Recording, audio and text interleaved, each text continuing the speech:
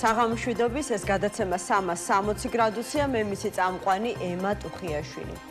ვისაც ჯერ კიდევ იმედი ჰქონდა, რომ ერთ თარიღში არჩევნების და მშვიდობიანი რევოლუციის შეთავსება იყო შესაძლებელი, 4 ოქტომბრის მოახლოებასთან ერთად ალბათ სულ უფრო რწმუნდება, რომ ზღვარი ქუჩის პროტესტსა და საარჩევნო პროცესს შორის სულ უფრო ღრმავდება. 4 ოქტომბრის აქციის ორგანიზატორები პირდაპირ ამბობენ, რომ პროტესტი არჩევნების წინააღმდეგაც არის მიმართული, რადგან ქართული ოცნების ხელისუფლების პირობებში ქვეყანაში არჩევნები არ ტარდება. მოლოდინების თამასა, რომელიც აქციის ორგანიზატორებმა 4 ოქტომბერთან დაკავშირებით გააჩინეს, საკმაოდ მაღალია. ხელისუფლების ცვლილება გარდაუვალია, ირწმუნებიან და ქუჩაში ხუთზე კაცს უხმობენ. ცვლილებების მოლოდინი აქვთ არჩევნებში მონაწილე პარტიებსაც. მათი მოლოდინი უფრო მოზომილი და მოკრძალებულია. რეგიონების მასშტაბით საკრებულოებში არსებულ ძალთა ბალანს შეცვლიან, თბილისში კი ყველაზე რეალისტური მეორე ტურია. მხოლოდ გამარჯვების იმედი აქვს ქუჩაშიც და არჩევნებშიც ქართულ ოცნებას. ანონსი რევოლუციის შესახებ ზოგიერთ ხუმრობის და ნაძლევის ხასიათზეც კი აყენებს, თუმცა გაფრთხილებაც არ ავიწყდებათ, რომ ნებისმიერი კანონდარღვევა მათი მხრიდან უმკაცრესად დაისჯება. გია ხუხაშვილი პოლიტოლოგია ჩვენთან ერთად, მასთან ვისაუბრებთ არა მხოლოდ მოსავალ 4 ოქტომბერზე, არამედ დღეს განვითარებულ მოვლენებზე. ახალი ამბებით კი დღევანდელი დღე ნამდვილად დატვირთული იყო. მოგესალმებით ბატონო გია, მადლობა გადაცემაში მონაწილეობისთვის. ერთ-ერთი პირველი თემა, რაზეც მინდა თქვენთან დავიწყო საუბარი, არის პროკურატურის განცხადება, რომლის თანახმადაც გიორგი ბაჩიაშვილის მშობლების წინააღმდეგ დაიწყო სისხლის სამართლებრივი დევნა. როგორც პროკურატურა მათ მიერ გავრცელებულ ინფორმაციაში ამბობს, გამოძიების ფარგლებში დადგინდა, რომ დანაშაულებრივი გზით მოპოვებული აქტივების ნაწილისთვის კანონიერის სახის მისაცემად გიორგი ბაჩიაშვილმა საკუთარი მშობლები ჩართო. ბაჩიაშვილის მშობლების აზრით ეს სისხლის სამართლებრივი დევნა მათ წინააღმდეგ, რომელიც ძალიან მძიმე სასჯელს ითვალისწინებს, 9-დან 12 წლამდე არის ამ შემთხვევაში ამ პატიმრობა ამუხლით გათვალისწინებული, არის გზა, რომ რაღაცნაირად მოახდინონ ზეწოლა გიორგი ბაჩიაშვილზე და მიიღონ მისგან ბიტკოინის კოდები. თქვენ რას ფიქრობთ, რას შეიძლება უკავშირდებოდეს სისხლის სამართლებრივი საქმის ასეთი გაგრძელება?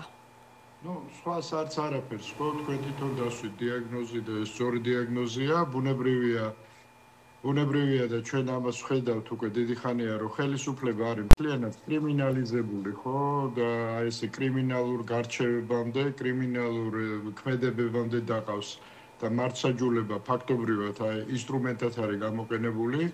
მეცაც გეტყვით, ხო, შავ სამყაროსაც კი აქვს გარკვეული წესები, როდესაც რაღაც დავა როდესაც ხდება, ხო, ოჯახს, ერიდებიან ოჯახზე შეხებას.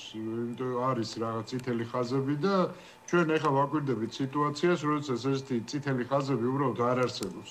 საქმე იმაში გახლავთ, რომ ეს ბაჩიაშვილის საქმე თავისი არსით თავიდანვე იყო სამოქალაქო საქმე, ხო? ორ კერძო სუბიექტ შორის არის რაღაც ფინანსური დავა, ფინანსური გაუგებრობა და ესეთი საქმეები ირჩევა სამოქალაქო სასამართლოში.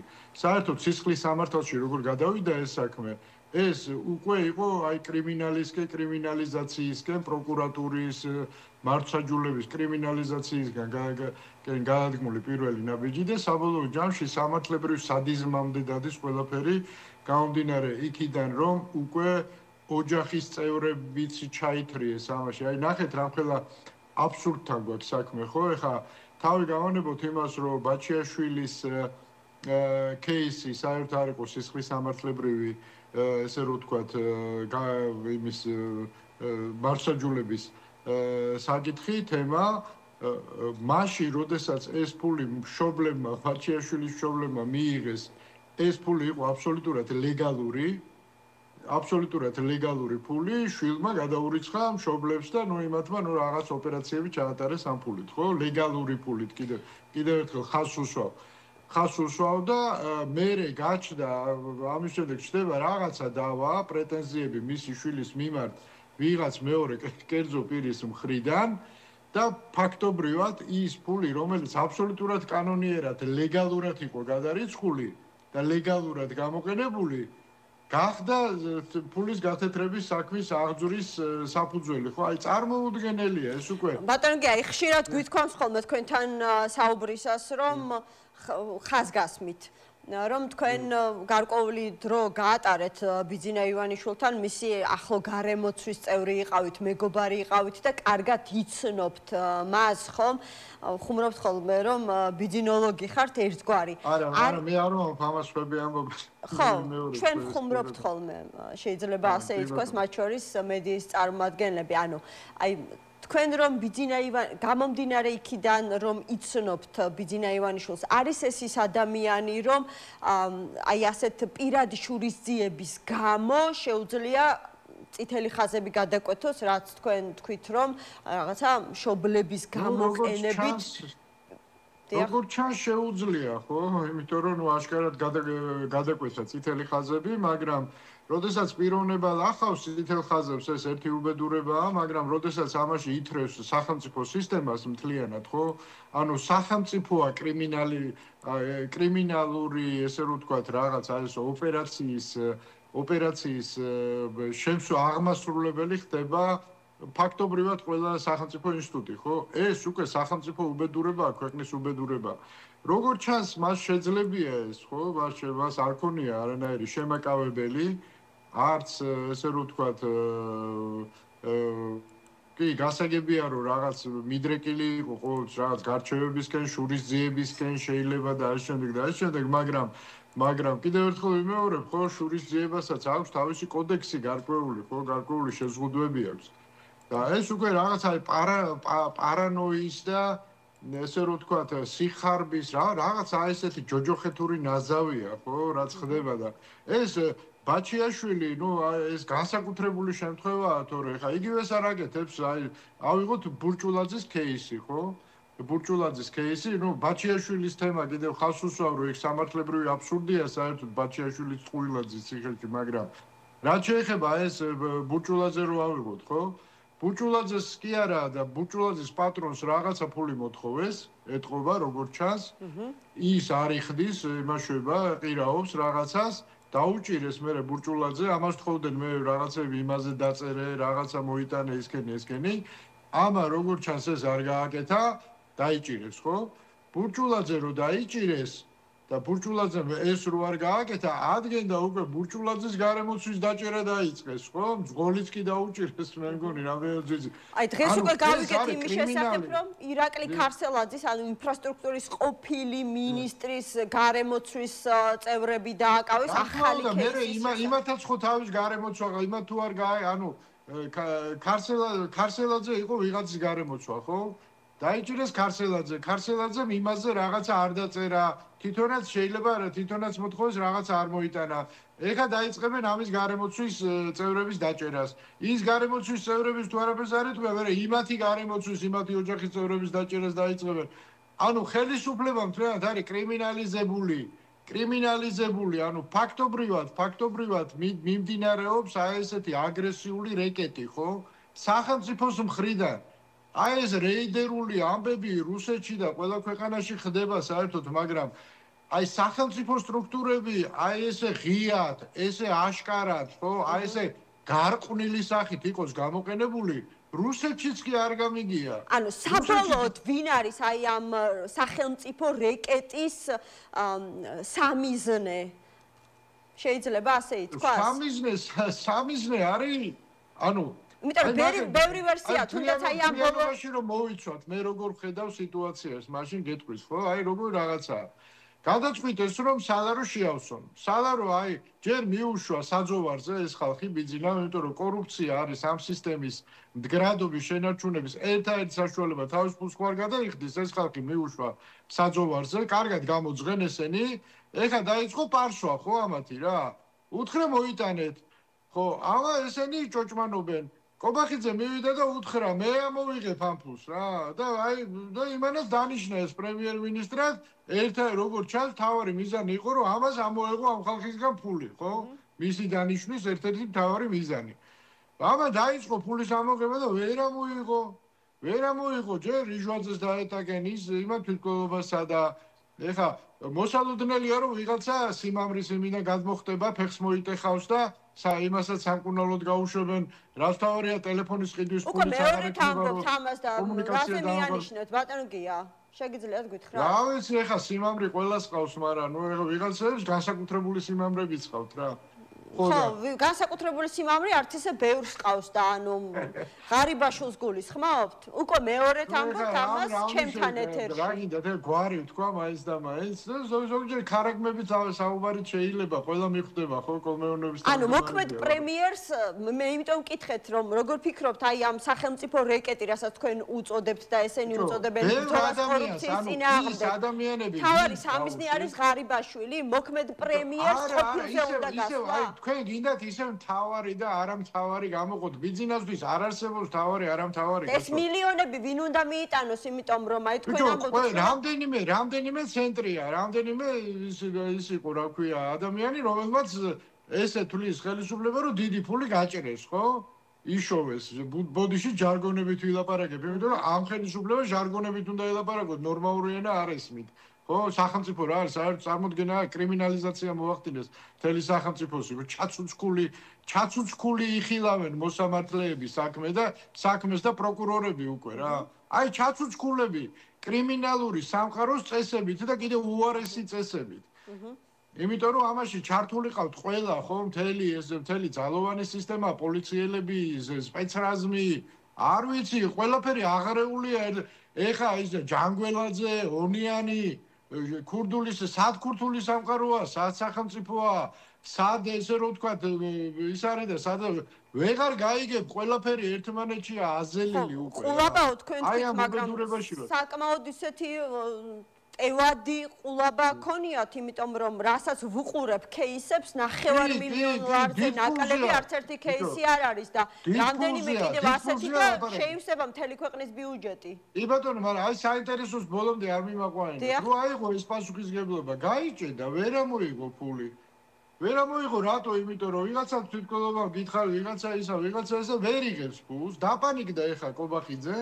არის პანიკაში ისეაც იცის რომ ბიზინა ჩასარეცხად ყავს გამზდებული არჩევნების შემდეგ ხო და ნახეთ რა მოიგონა ეხა ადგა და მოიგონა რომ ისინი ფულს იმიტომ კი არ იხდიან რომ ამავე რა მოიგო და იმიტომ კი ვერ იღებს ფულს რომ ესე რომ ვთქვათ თვითონ რაღაცას ვერ აკეთებს ხო არამედ იმიტომ ვერ იღებს რომ თურმე ისინი ოპოზიციას აფინანსებენ იცით ხო ეს თემა რომ შემოაგდეს რომ ღარიბაშვილი იქ რაღაც იმასთან კი ბატონო კი რომ იმა რაღაც ურთიერთობებია ეს რომ ბიზნესთან თავი იმართლოს თორე ეხა რეალურად ღარიბაშვილს რა ის ოპოზიციასთან აქვს კომუნიკაცია ეს ხო სისულელეა ხო ვინდა ელაპარაკება ღარიბაშვილს ხო და აი ესეთი მოცემულობა შემოაგდო ეხა პოლიტიკური თემაც მიამატა ხო მერე წამოვიდა ეს ქურდების თემა რო ქურდები პოლიტიკაში და თურმე ონიანი ოპოზიციის მხარეს არის და სულ ფეხებზე არ კიდია ოპოზიცია სანამ ეგრეთ წოდებულ ქურდულ სამყაროზე გადავალთ ანუ თქვენი საუბრიდან გამომდინარე და მოლოდინებიც არსებობდა ხო ამ ინფორმაციას ცალკე ოპოზიცია ავრცელებდა რომ ღარიბაშვილი გომელაური ლილუაშვილი დასაკავებლად ყავდათ ფაქტობრივად გამზადებული ანუ ფიქრობთ რომ ვერ შეაგროვა ის მტკიცებულებები კობახიძე მისი მოლოდინიც ქონდა არ არის საქმე ამაში ფულის ამოღების მიზანი არის ფულის ამოღება ფულის ამოღების აუცილებელი არის დაიჭირო ადამიანი ხო თუ მოელაპარაკე და მოიტანა რაზე დაიჭერს ანუ აქ მიზანი ვიღაცის დაჭერა კი არ არის ფულის ამოღება ანუ უნდა მოელაპარაკო ანუ უნდა დააშინო რაღაცა კომპრომატები ან მიწა უნდა დაუწვა აი ნახეთ ბურჭულაძე რაღაცა რო არ გააკეთა რაც უთხრეს ხო ღარიბაშვილის ჩაშვება თუ რა მოთხოვეს არ ვიცი რა ხო ეხა ჭორობას ხო არ დავიწყებ ხო და მიწას უწვავენ ირგვლივ უთხრეს რომ აი ამას თუ არ გააკეთებ აი ამას დავიჭერთ იმას დავიჭერთ და იჭერენ ყველას აი ბაჩიაშვილსაც უთხრეს ძმაო თუ არ იმასქნი მაშინ ეგერ მშობლებს წარმოიდგინეთ მოხუცებული ადამიანები ხო ეხა იმათვის ეხა წესიერი ცხოვრებით ნაცხოვრები ალბათ ხო ეხა მე კი არ ვიცნობ მაგრამ წესიერი ცხოვრება გული გაუსკდება შეიძლება ისინი ცოცხლები ვეღარ გამოვიდნენ ამხელა ტვირთს კიდებენ შვილს წარმოი ფულის გამო ხას უსვავ თორე რაღაცა რო გადაეხადა არც თვითონ იქნებოდა ციხეში. ფულის გამო ამხელა ცოდვის ტვირთს კიდევენ შვილს რო შენ მშობლებს უბრალოდ კერ დავიჭერთ. დავალპობ ციხეში დაიხოცები, ამას ეუბნებიან. ანუ ეს არის სადიზმი, ანუ სისტემა, ესე რომ ვთქვათ, ბიძინამ გახადა აი ამ სადისტური დიდი ბოდიში, მაგრამ აი ჩვენ რომ ლაპარაკობთ იგივე ფაშისტებზე, იმაზე, ამაზე, ხო? წამებაზე და ასე შემდეგ, ბიჭო, ეს წამების დანაშაულია, ეს აღარ არის უკვე ჩვეულებრივი დანაშაული. თუმცა თქვენ თქვით, რომ არჩევნების შემდეგ კობახიძეს შეცვლისო, ჩარეცხავსო, ასეთი სიტყვა იხმართ. რატომ? ანუ კობახიძე გამოსაცდელი ვადი ტყავს, ასე ვთქვათ? არა, არც გამოსაცდელი. ბიჭო, კობახიძეს იმიტომ ჩარეცხავს, რომ კობახიძე არის ადამიანი, რომელსაც უნდა აკიდოს აი 5 ოქტომბრამდე, მას ხო უნდა რაღაც რეჟიმის დამყარება ბიძინას, ხო? ის ხო არავის არ ენდო, კობახიძე მის რესურსია, თქვენ რა გონიათ, ეხლა კობახიძე იმათ ყავთ, როგორ ღარიბაშვილი რო ყავდა, ეს შვილივით რო უყარდა რა. ხო და რესურსია რა და ეს არის ადამიანი, რომელსაც უნდა აკიდოს ყველა უბედურება, ყველა საზიზღრობა, რაც 5 ოქტომბრამდე მოხდება და მე ეხლა წარმატებული იქნება ამ რეჟიმის დამკვიდრების კუთხით თუ არ იქნება, მისი გეგმაა რომ ჩარეცხოს კობახიძე, ხო? და მოიყვანოს ვინმე სხვა. რატომ? იმიტომ რომ მას წარმატებული აღიზიანებს და თუ წარუმატებელი იქნება, მით უმეტეს ჩარეცხავს, ხო? ეხლა რა თუნდა, ხო? უკვე გადამუშავებული პროდუქტი იქნება. კობახიძემ ეს იცის და ამიტომ მას მეორე მოტივი აქვს ამ ხალხს რომ დაუარა და ფულს რო ართმევს, ვიღაცას იჭერს და ვიღაცას იმაშვება, ვიღაცას ავიწროებს. რატო აკეთებს? იმიტომ რომ ბიძინას ირგვლივ ის ცდილობს პარალელურად, აი ბიძინას სიხარბის გამო ფულის აკრეფა რო უნდა. ამით სარგებლობს და მეორე სარგებელია კობახიძეს რომ მიწა დაწვას, ანუ ბიძინას არავინ ირგვლივ არ დაუტოვოს, სტერილური გახადოს. აი ბრაზილიურ სერიალებში არის ესეთი სიუჟეტები, რომ აი ძალიან ის ბოროტიშვილი რო ყავს, ხო, მდიდარ მამას.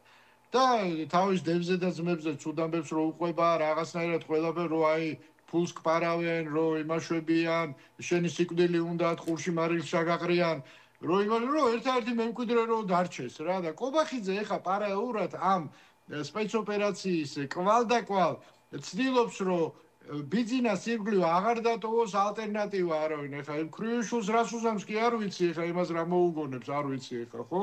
ფრთხილად იყოს ის გოგო ჯობია რა. ხო და აქედან გამომდინარე, აი ესეთი ესეთ უბედურებაში ვართ, ანუ სისტემის შიგნით არის აი კრაზანების ბუდია რა. არჩევნების შემდეგო თქვენ თქვით და რომელი არჩევნები იგულისხმეთ? აი ეს 5 ოქტომბერს, ანუ ბიძინას გეგმა როგორია, ეს ხო რუსული სცენარით მიდის ყველაფერი, ხო? ეს ბიძინას არის კრემლის სცენარია, კაცო, FSB მუშაობს უკვე დიდი ხანია, ხო? ბიძინა უბრალოდ ამის მენეჯერია, შემსრულებელია, მეტი არაფერი.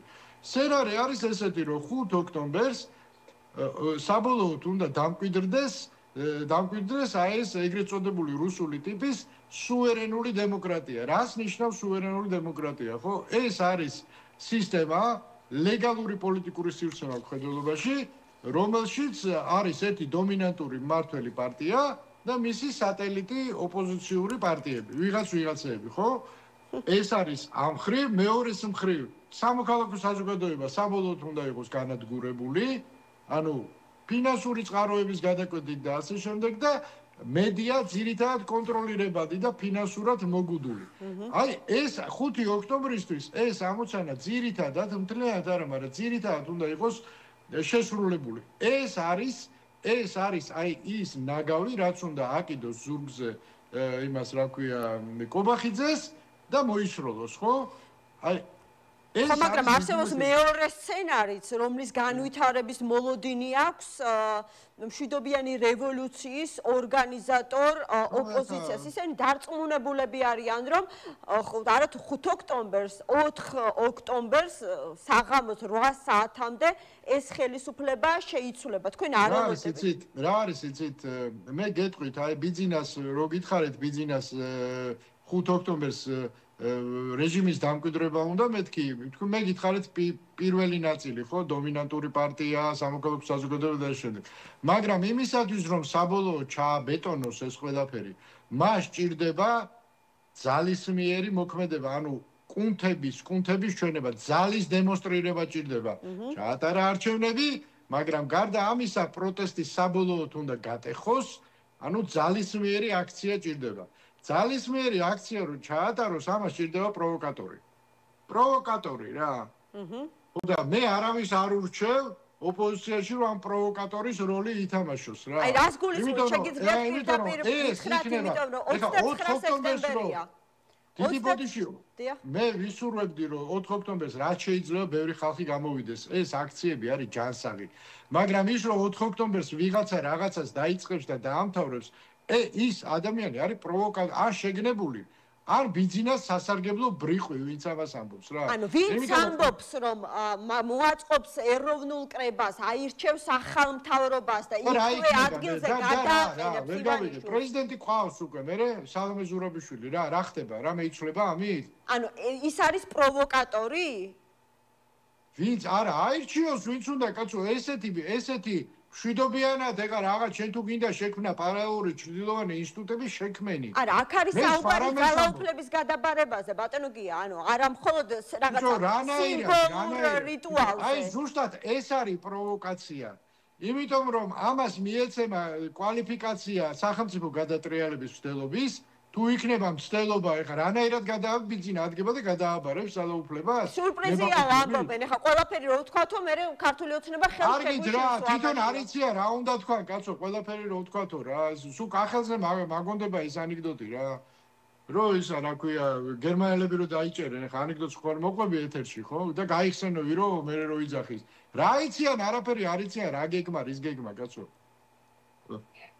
რა გადაბარება, რის გადმობარება, ვინ არის ძალაუფლების გადამბარებელი, კაცო, რას გაფრთხილებით ხვებით? ვიყოთ ჩვენ, რა თქმა უნდა, ძალიან ბევრი ხალხი უნდა იყოს 4 ოქტომბერს. ეს არის აუცილებელი და ძალიან კარგი, რომ ხელისუფლება მუდმივად ხედავდეს, რომ ქართული საზოგადოება არ ეგუება ამ ამბავს. მე ამას რო ვლაპარაკობ, მე არ ვლაპარაკობ იმისთვის, რომ მუხტი დავარდეს. პირიქით, ძალიან ბევრი უნდა იყოს, ხო? ძალიან ბევრი ადამიანი უნდა გამოვიდეს ქუჩაში, მაგრამ დავიწყებ და დავამთავრებთ ეხა ამ პროვოკაციულ ილუზიებს თავი გავანებოთ რა, ვერაფერს ვერ დავამთავრებთ რა. ვერაფერს ვერ დავამთავრებთ 4 ოქტომბერს, კაცო. ეს არის ბრძოლის ერთი ეტაპი და არა ფინალური ეტაპი და ამ მოლოდინებს ვინც ქმნის, ხო? ის არის პროვოკატორი, კიდევ ერთხელ ვიტყვი რა. და რამდენად სახიფათო არის თუ კი დავუშვათ მათ მიერ გაკეთებული ანონსის მიხედვით განვითარდა მოვლენები. აი ეს საუბარი მინდა რომ ბოლომდე მივიყვანოთ. როგორ უნდა გავითა, აი რას მეუბნებით, მე ვერ ვხედავ სცენარს რომ 4 ოქტომბერს ეხა რაღაცა დაიწყოს და დამთავრდეს. მე ვხედავ სცენარებს მშვიდობიანს, რაც არის ძალიან კარგი და რაც შეიძლება მეტი ხალხი იყოს, რომ შევაზანზაროთ ხელისუფლება, რომ ცოტა ჭკუაზე მოიყვანოთ, ხო? და დათმოს ძალაუფლება დროში გაწელილად, არა ერთ დღეში, ხო? არის მძიმე სცენარები, რომ ვიღაცა ისა რა ქვია, ცხელმათავებმა რაღაც სისულელი არ გააკეთო რა. და კიდე და ახალგაზრდების ხარჯზე არ გადაიაროს კიდე რაღაცა უბედურება რა. არ გვინდა ეს. აი ამისთვის არსებობს რაიმე პრევენცია, იმიტომ რომ ძალიან ვინც კი ჩემთან გადაცემაში სტუმრად მოსულა, ხომ? პოლიტიკოსების უდიდესი ნაწილი ამბობს, რომ აქციაზე მიდის, მაგრამ ორგანიზატორი არ არის. ამით თითქოს იხსნის პასუხისმგებლობას იმაზე. ხო და ეს არის მე სახიფათო ზუსტ დიდი ბოდიში, მაგრამ ომში რომ მიდიხარ, რომლის დამთავრება ერთ დღეში გინდა. თქვენ გინახავთ მოგებული ომის სარდლის გარეშე არსებობს ესეთი ბუნებაში საერთოდ არსებობს? თუ რა არის პოლიტიკოსები ხელებს იბანენ, ვერ გავიგე რა. ხელებს იბანენ? ანუ თქვენც ასეთი საბეჭდილება დაიმალა, ზოგი იქ წავიდა, ზოგი იქ წამოვიდა, იქიდან წერილებით უნდა თუ ხელმძღვანელო, ეგრე არ ხდება, ვერ გავიგე რა. ვის გულისხმობთ წასულებში ამ შემთხვევაში? არავის არ გულისხმობ. გახარია? მაგრამ გახარია აქციას ეწინააღმდეგე. მე არავის არ გულისხმობ რა. ეს არის უდიდესი პასუხისმგებლობა, კაცო. თუ პოლიტიკოსებს აქვთ რაიმე გეგმა ერთ დღეში დამთავრების დიდი ბოდიში, მაგრამ დღეს ლიდერები უნდა იყვნენ ისინი. სად არიან ეს ლიდერები, ვერ გავიგე რა. ციხეში არიან უმეტესობა, ბატონო გია. ჩურჩულით არიან და თან ამბობენ ჩვენ არაფერ შუაში არა ვართო. სად ხდება ესე, ვერ გავიგე. პოლიტიკური ლიდერების უმეტესობა არის საპატიმროში. სათავეში გამოდი. თუ მიგიღებს ეს ხალხი და პრობლემა იმაშია, რომ თვითონ ხალხი მათ ლიდერებად არ აღიარებს. აი ეს არის პრობლემა. სარდალი რო ყავდეს ამ მოძრაობას დიდი ხანია დამთავრებული იქნებოდა მართლა ყველაფერი. მაგრამ სამწუხაროდ აი ესე ვართ, ესე მდგომარეობაში ვართ, რომ გამოდიან ტელევიზორებში, ყელყელაობენ და საქმეზე რომ მიდის, სადგაძურებიან რო ვერ გაიგებ რა. შეიძლება რაღაცნაირად პრევენცირება აი ამ რისკებისა, რომ ვინმე მარცადოს პროვოკაცია არ მოაწყოს. თვითონ ხალხის სიბრძნე, ხალხია ბრძენი და ჩვენ, რა თქმა უნდა, ხალხი უნდა იყოს ძალიან ბევრი 4 ოქტომბერს, 5 ოქტომბერსაც, 6 ოქტომბერსაც და რაც შეიძლება დიდხანს, ხო, ხალხი უნდა იყოს ძალიან ბევრი, რომ ხელისუფალმა ამ განუკითხაობას თავი გაანებოს რა. და ნელა შეეგუოს იმას, რომ ისი დრო წასულია. აი ეს ამიტომ უნდა იყოს ხალხი ბევრი. და არა იმიტომ, რომ ეხა დავიწყოთ დილას და საღამოს დავამთავრე. აი ვინ არის ამის დამთავრებელი, ვერ გავიგე. ბევრი ხალხის, ასე ვთქვათ, სურვილი აქვს მათ შორის არჩევნებში მონაწილე ოპოზიციურ პარტიებს. თქვენ აი ერთ-ერთი სცენარი, რომელიც ცოტა ხნის წინ განავითარეთ, ამ სცენარის მიხედვით ქართული ოცნება იბეტონებს ძალაუფლებას სატელიტი ოპოზიციური პარტიებით. სწორედ ეს პარტიები იგულისხმეთ, ვინც არჩევნებში მონაწილეობს? არ ვამბობ, რომ იბეტონებს. მისი გეგმა არის ესეთი. ხო. ამ გეგმის განხორციელებას ოპოზიცია მაქსიმალურად შეუწყო ხელი. იმათმა კი არა, ვინც არჩევნებზე მიდის. ოპოზიციაში არსებულმა ვითარებამ შეუწყო ხელი. ხო, სამხთად არის ეხა დღეს ოპოზიცია გაყოფილი. ერთი არის, რომელიც არჩევნებზე მიდის, მეორეა, რომელიც დილას იწყებს და საღამოს ამთავრებს და არის მესამეც და რომელიც განგრძობით პროტესტშია და ამბობს, რომ ნელა საყოველთაო დაუმორჩილებლობას უნდა მიაღწიოს. ეს სამი მხარე ერთმანეთთან არის დაპირისპირებული დიდი ბოდიში, მაგრამ 4 ოქტომბერს კი ბატონო გამოვიდეთ, მაგრამ ერთმანეთს ფეხებში რატო უნდა გავებლანდოთ, კაცო? ვიღაცა მიდის არჩევნებზე, ვიღაცა არ მიდის არჩევნებზე. ვინც არჩევნებზე მიდის, იმათი სტიგმატიზირება, აი თან ხალხს რო იჯახიან, ბევრი უნდა ვიყოთ ხალხნო და თან ხალხის იმ ნაწილს, რომელიც არჩევნებზე წავა, თავიდანვე სტიგმას ადებენ, რომ მოღალატეები არიან. რანაირად უნდა შეკრიბონ ეს ბევრი ხალხი, ვერ გავიგე რა. აი ლოგიკა საერთოდ მათქმედებებში არის. ბიჭო, ყველა გჭირდება ერთი ფთაც, მეორეც, მესამე. მოხსენით ეს არჩევნების ბოიკოტის თემა, რაც გაერთიანებთ, იმაზე იფიქრეთ, რა აერთიანებს ამ სამივე მხარეს. აერთიანებს ევროპის გზაზე დაბრუნება, რიგარეშე საპარლამენტო არჩევნები, სინდისის პატიმრები და ამის ირგვლივ მოახდინეთ კონსოლიდაცია. ამის ირგვლივ შეკრიბეთ ეს აქცია. არჩევნებში, ვინც არჩევნებზე მიდის, იმათთვის მოღალატის ძახილით, რანაირად შეკრიბავთ ამ ხალხს, ვერ გავიგე რა, იმდენს რომ რაღაცას შეაზანზაროთ რა, ანუ თავისივე კუძზე იდგავენ ფეხს ყოველ ნაბიჯზე და თან რაღაცა ვიცითო, იმას გვეუბნებიან და არ გეტყვითო. დიდი ბოდიში მაგრამ რას თქვენ იცით, სუსმა იცის უკვე, ჩვენ გვიმალავთ? ანუ მარტო სუსმა იცოდეს? თუ არ იცის სუსმა, ეხლა თქვენი ბრძნული გეგმები თუ რანაირად არის საქმე, ვერ გავიგე რა. აი დღევანდელი არსებული მოცემულობით იმ ყველაფრის გათვალისწინებით, რასაც ახლა თქვენი საუბრეთ, მათ შორის ის, რომ ერთი ოპოზიციური ფლანგი მეორე ოპოზიციური ფლანგისგან ესეთი საკმაოდ აგრესიული პოლიტიკური თავდასხმის ობიექტია. რა შანსები აქვს არჩევნებში მონაწილე პარტიებს, იმიტომ რომ ერთ-ერთი პრეტენზია ეს იყო. ოპოზიციას ჰქონდა შანსები, ხო, თეორიული შანსები დღესაც აქვს, ხო, აი დავუშვათ მეორე ტურის თეორიული შანსები რჩება თბილისში, ხო? და თბილისი უნიშნელოვანესი ადგილია, ეხლა აი დაუთმო რაღაც ამაზეც რაღაც შეთქმულების თეორიები ააგეს რა.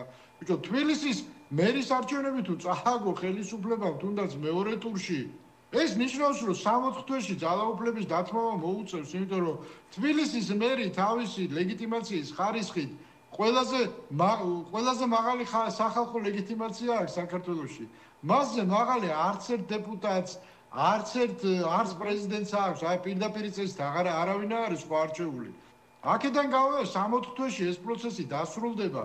ეს უმნიშვნელოვანესი თემაა. სხვა საკითხია, რომ ოპოზიციაში არსებულმა აი ამ დავით არაბამ და ურთიერთ დაპირისპირებამ შანსები მკვეთრად შეამცირა.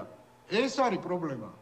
ხათ შორის გორბის კვლევა გამოქვეყნდა, რა თქმა უნდა, ტელეკომპანია იმედის დაკვეთით 6-25 სექტემბრის პერიოდში არის ჩატარებული დიდ ქალაქებში. ნუ გამაკეთებინებთ კომენტარს რა. გორბის კვლევა არა, თქვენ თქვით, რომ თქვენ თავად ის რაც უნდათ რომ დაწერონ რა.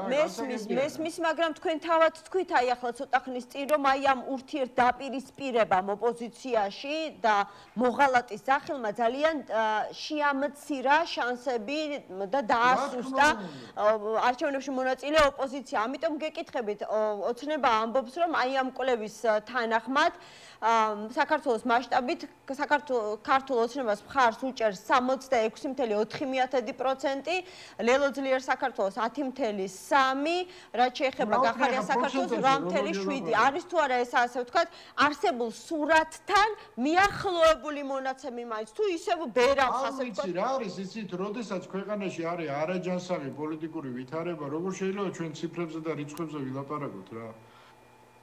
ბიჭო, ოპოზიციის ავტორიტეტი ხალხში არის ძალიან დაბალი. მაგრამ ეს იმას ანიშნავს, რომ ხელისუფლება გაიზარდა. იმიტომ რომ ხალხს არც ოპოზიცია უნდა და არც ხელისუფლება უნდა, საერთოდ აღარ უნდა ამ პოლიტიკური კლასის დანახვა თავის ხელისუფლებიან ოპოზიციანად. საერთოდ არ უნდა, ამიტომ და ბიზნეს პოლიტიკა ყოველთვის როგორი იყო, იცით? და მის წარმოდგენით როგორ არის? ის ითვლის თავის რეიტინგს, კი არ ითვლის არასოდეს. ის ითვლის ოპოზიციის ჯამურ რეიტინგს და რაც ოპოზიციის არის, ყველაფერი ჩემია. რატო? იმიტომ რომ თუ ოპოზიციას არ ემხრობა ადამიანი, იმას ან ვიყიდი, ან შევაშინებ, ან რაღაცას კი ბატონო. და ერთჯერადად ისევ ჩემი ლუკმა ხდება. ლოგიკა არის ამაში, გან არ არის. ადამიანი როდესაც ნიჰილისტურად არის და ამბობს, რომ ბიჭო, ეს ქართული ოცნება მეჯავრება, მაგრამ ესენიც მეჯავრება, ამათი დანახვაც არ მინდა. ესეთი ადამიანი, რა თქმა უნდა, განწყობილია, რომ ერთჯერადად მიეყიდოს იმას, ვინც გადაიხდის. ეს არის ბიზნეს თავარი კოზირი. აბა რეალური ოპოზიცია რო იყოს, ვისი იმედიც აქვს ადამიანს, ხო? რომ უკეთესი მომავლისკენ წაიყვანს ეს ოპოზიციური პარტია.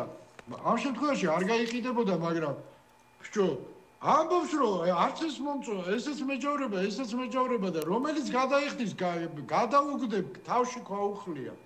აი ამ განწყობას ნერგავს ბიზნესა და გამოსდის, არ გამოსდის? გამოსდის. სხვა მიმართულებით წამიყვანოთ თქვენთან საუბარმა და ცოტა დრო გრჩება, კიდევ ორი შეკითხვა აუცილებლად მინდა მოვასწროთ. თქვენ ახსენეთ ჯანგველაძის საქმე და სხვათა შორის ამ საქმეზე უკვე ორჯერ გაიჟღერა ყოფილი გენერალური პროკურორის ოთარ ფარცხალაძის გვარმა.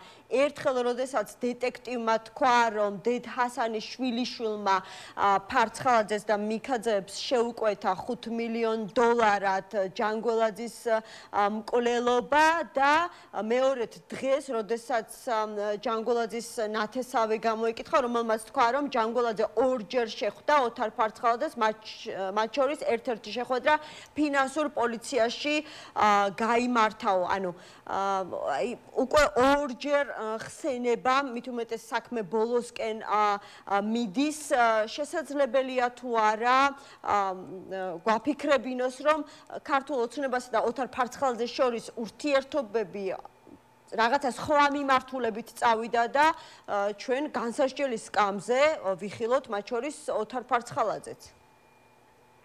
როგორ ნუ ფარცხალაძე ჯერ ისეთი არ ჩამოვა, ეხლა რატო ჩამოვა? ვერ გავიგე და აჭერინებს თავს ვიღაცას რა. ეს ერთი და ეხლა მე არ მგონია რომ ბიზნესი რომ ფარცხალაძის გაწირვა რაღაც ნებაყოფლობით უნდოდეს, ხო? ის უბრალოდ ჩავარდა ისეთ ვითარებაში, აი ამ ესე რომ ვთქვათ, მკვლელობის გამო, როდესაც გამოჩნდა ძალა, რომელიც მისთვის არც ისეთი ადვილი გადასალახია, ხო? უკვე ტრანსნაციონალური დანაშაული მოხდა, ხო? ეხლა ეს აღარ არის უკვე საქართველოში რო ყველაფერს აკონტროლებს სიტუაცია. აქედან გამომდინარე ბიზნეს ამ თემასთან დაკავშირებით გარკვეული მანევრირება ჭირდება, ხო?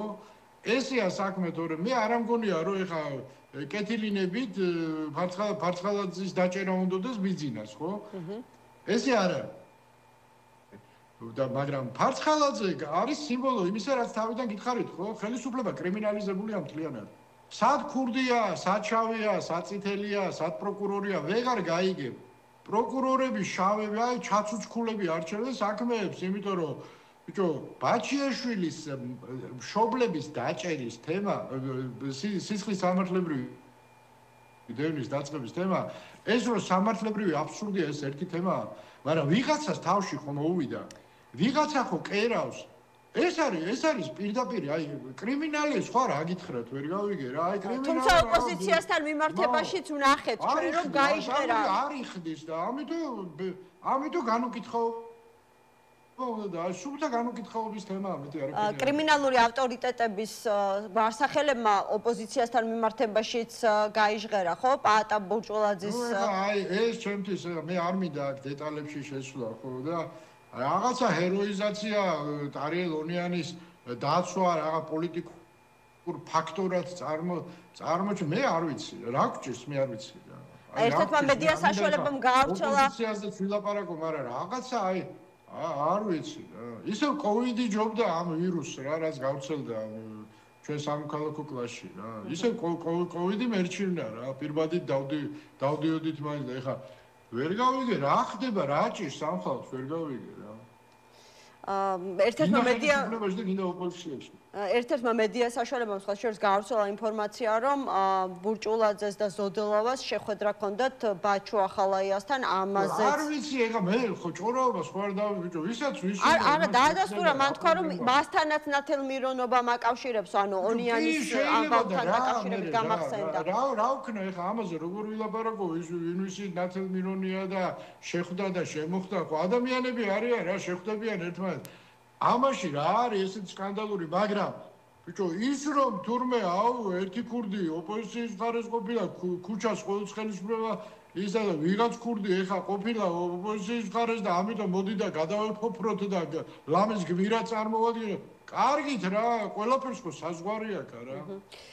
რა სახელმწიფოში ცხოვრობ თუ სად ცხოვრობთ, ვერ მე აღარ მესმის, ვეღარ გამიგია სახელმწიფოში ცხოვრობ საერთოდ. კიდევ ერთი გაგრძელება აი ამ ერთგვარი ქურდული გარჩევებისა თუ ზეწოლისა ლელომ გაავრცელა ფარული ჩანაწერები თუ როგორ ხდებოდა მათი დეპუტატობის კანდიდატის გადაბირება დაიწყო გამოძიება ასე ვთქვათ პროკურატურამ ვნახოთ რა გაგრძელება ექნება მაგრამ სხვა რამ მინდა კითხოთ აი ამ ფარულ ჩანაწერში ერთი ძალიან საინტერესო ეპიზოდია რომელიც რა თქმა უნდა ძალიან ბევრს მოხვდა თვალში შეიძლება ასე ითქვას სადაც საუბარია იმაზე რომ ქართული ოცნების კულუარებში საუბრობენ გაზაფხულისთვის ახალ საპარლამენტო არჩევნებზე არის ამაში ლოგიკა და მეცაც გეტყვით გაზაფხულზე იქნება თუ შემოდგომაზე ვერ გეტყვით მაგრამ 2026 წელს რო რიგარეში არჩევნებს ბიძინა დანიშნავს ხო თუ მანამდე რაღაცა არ მოხდა, მე ამაში პრაქტიკულად დარწმუნებული ვარ და აიხსნით რატომ, ხო? მას ჭირდება ეხა დროის მოგება. მას ეხა როგორ გავითარდება ეს გლობალური სიტუაცია, აი რუსეთსა და დასავლეთ შორის დაპირისპირების, ხო? თუ რუსეთი იგებს და ამ შემთხვევაში რა თქმა უნდა საქართველოს საბჭოთა კავშირში დაბრუნება არის გააწყვეტილი ტრაქტატი 2 უკვე ტექსტი ალბათ დაწერილია და ხელმოსაწერად გამზდებულია ერეკლეს ძეგლი ამიტომ დადგეს თქვენ რა გონიათ რომ ერეკლეს ავტორიტეტის ერეკლემ ტრაქტატს ხელი რომ მოაწერა იმიტომ დადგეს ანუ ბიძინას აქვს რაღაც ესეთი თავის ასოცირების ის რომ აი იმან მოაწერა იმიტომ რომ და ამიტომ და მეც იმიტომ და ამიტომ ამიტომ დადგეს ერეკლეს ძეგლი რომ მე მის ავტორიტეტს რაღაცნაირად მიეთმასნოს და სინქრონიზაცია მოხდეს ხო და თუ რუსეთი ესე რომ ვთქვათ გაძლიერდა და ჩვენ ტრაქტატი 2-ზე ბიძინამ ხელი მოაწერა ამ შემთხვევაში თავისთავად დგება კონსტიტუციიდან 78 მუხლის ამოღების აუცილებლობა, იმიტომ რუსეთი ამას სალსაღად მოითხოვს, ხო? და ამ შემთხვევაში და კონსტიტუციური უმრავლესობა არ ყავს ქართულ ოცნებას და ამიტომ იძულებულია რომ ჩაატაროს რიგარეში არჩევნები, თუ რუსეთი ააგებს ბიძინა რა თქმა უნდა რუსეთსაც გადააგდებს, ხო? თუ დაჭირდა. თუ რუსეთი ააგებს, ამ შემთხვევაში მას მოუწევს რა თქმა უნდა დასავლეთისთვის რევერანსების გაკეთება, ხო? რომ რაღაცნაირად ისე რომ ვთქვათ, მისი ლეგიტიმაცია აღიარონ. ამას კიდე თავისთავად ჭირდება რიგარეში საპარლამენტო არჩევნები, ხო? ამის გარეშე ის ლეგიტიმაციას დასავლეთის თვალში ვერ მიიღებს. ამიტომ ორივე შემთხვევაში რიგარეში არჩევნები გველოდება ჩვენ 2026 წელს. ეხლა ეს არჩევნები გაზაფხულისთვის იქნება უკვე სიტუაცია დაწმენდილი და მაშინ შედგება თუ შემოდგომისთვის. ეს საკე საკითხია, ხო? ეს ძალიან ბევრ გარე ფაქტორზეა დამოკიდებული. რისი პროგნოზირებაც მე არ შემიძლია დღეს მდგომარეობით. კი ბატონო, და ბოლოს მაინც მითხარით, როგორია თქვენი ვერსია, აი ამ მოცემულობიდან გამომდინარე, თუ ბიძინა ივანიშვილი ფიქრობს შემოდგომისთვის ახალ საპარლამენტო არჩევნებზე, რომელ პოლიტიკურ ძალაზე შეიძლება გააკეთოს, არა, რომელ პოლიტიკურ გუნდზე შეიძლება დადოს ფსონი? რა თქმა უნდა, ქართულ ოცნებაზე. არა, პოლიტიკურ გუნდზე, ამას ვამბობ, ქართული ოცნება გასაგებია, მაგრამ იმდენად გუნდი, აი ისევ ამბობთ გუნდზე, ხო, ბიჭო? არ არსებობს გუნდი ქართულ ოცნებაში. აი თქვენ გავთ არასწორი წარმოდგენა. ჩვენ ამაზე ხშირად გვილაპარაკია ემა. ეთქობა თქვენ არ მეთანხმებით ხოლმე რა. წიგნშიც მიწერია. ეს პარტია არის ერთი ადამიანი. მის გარდა იქ არავინ არ არსებობს. შეიძლება იმ არჩევნებისთვის, აი დღეს ქართულ ოცნებაში ვინც არის, არც ერთი მათგანი არ იყოს. და ვიღაც ქუჩიდან შემოყაროს და ეს არის მონოთეისტური სექტა, რელიგია. სექტა ერთი ღმერთი და დარჩენი არის ყველა მრევლი და აბსოლუტურად არანაირი მნიშვნელობა არ აქვს აქ სახელებს და გვარებს შიგნით. ვინ იქნება რა იქნება, შეიძლება არც ერთი მათგანი არ იყოს. შეიძლება თქვენ დაგიძახოთ და თუ დათანხმდებით, თქვენ გახდეთ ქართული ოცნება. არ დათანხმდებით, ვიცი, მაგრამ მაინც ისე ვთქვი რა. დავდომდი, ცოტა ხანი გავჩუმდი. ჯობი, არა, მე არ დამეძახებ ზუსტად ვიცი ბატონო გია. ტყუილად იცით, ტყუილად, ეგრე არ არის, შეიძლება დაგიძახოთ. რატომ ფიქრობთ, აი მე შეიძლება ვიყო საინტერესო ბიძინა ივანიშვილისთვის როგორც პოლიტიკური აქტორი, აი რა. რანიშნით არჩევს ხოლმე. დიდი ბოდიში ყაველაშვილი რანიშნით შეარჩია, ეხლა თქვენ შეურაცხყოფას ისე არ მიიღოთ, რომ ყაველაშვილს გადარებთ, ასთავი შედარებაც არ არის, მაგრამ ყაველაშვილი რანიშნით დაარჩია, ამოხსნა. აი მე ერთგულების ალბათ, რა ვიცი, აქვს ყაველაშვილს გარკვეული ღვაწლი ეთყობა ქართულ ოცნებაში. თუ მას უნდა, თუ ევროპისკენ წავიდა ყველა, ანუ ჩემთან აგერ სტუმრადაც არ დადიან. თუ რუსეთი მარცხდება და მას დაჭირდა ევროპისკენ შემოbrunება, მაშინ თქვენაირი ხალხი დაჭირდება. უკვე ყაველაშვილი უნდა გადააგდოს. მადლობა, ამაზე გავჩერდეთ, ნუღარ განვავრცობთ ამ თემას. გია ხოხაშვილი, პოლიტოლოგი იყო ჩვენი გადაცემის სტუმარი. მადლობა მას გადაცემაში მონაწილეობისთვის. რეკლამის შემდეგ პაატა მანჯგალაძეს და ლევან გოგიჩაიშვილს მოусმენთ.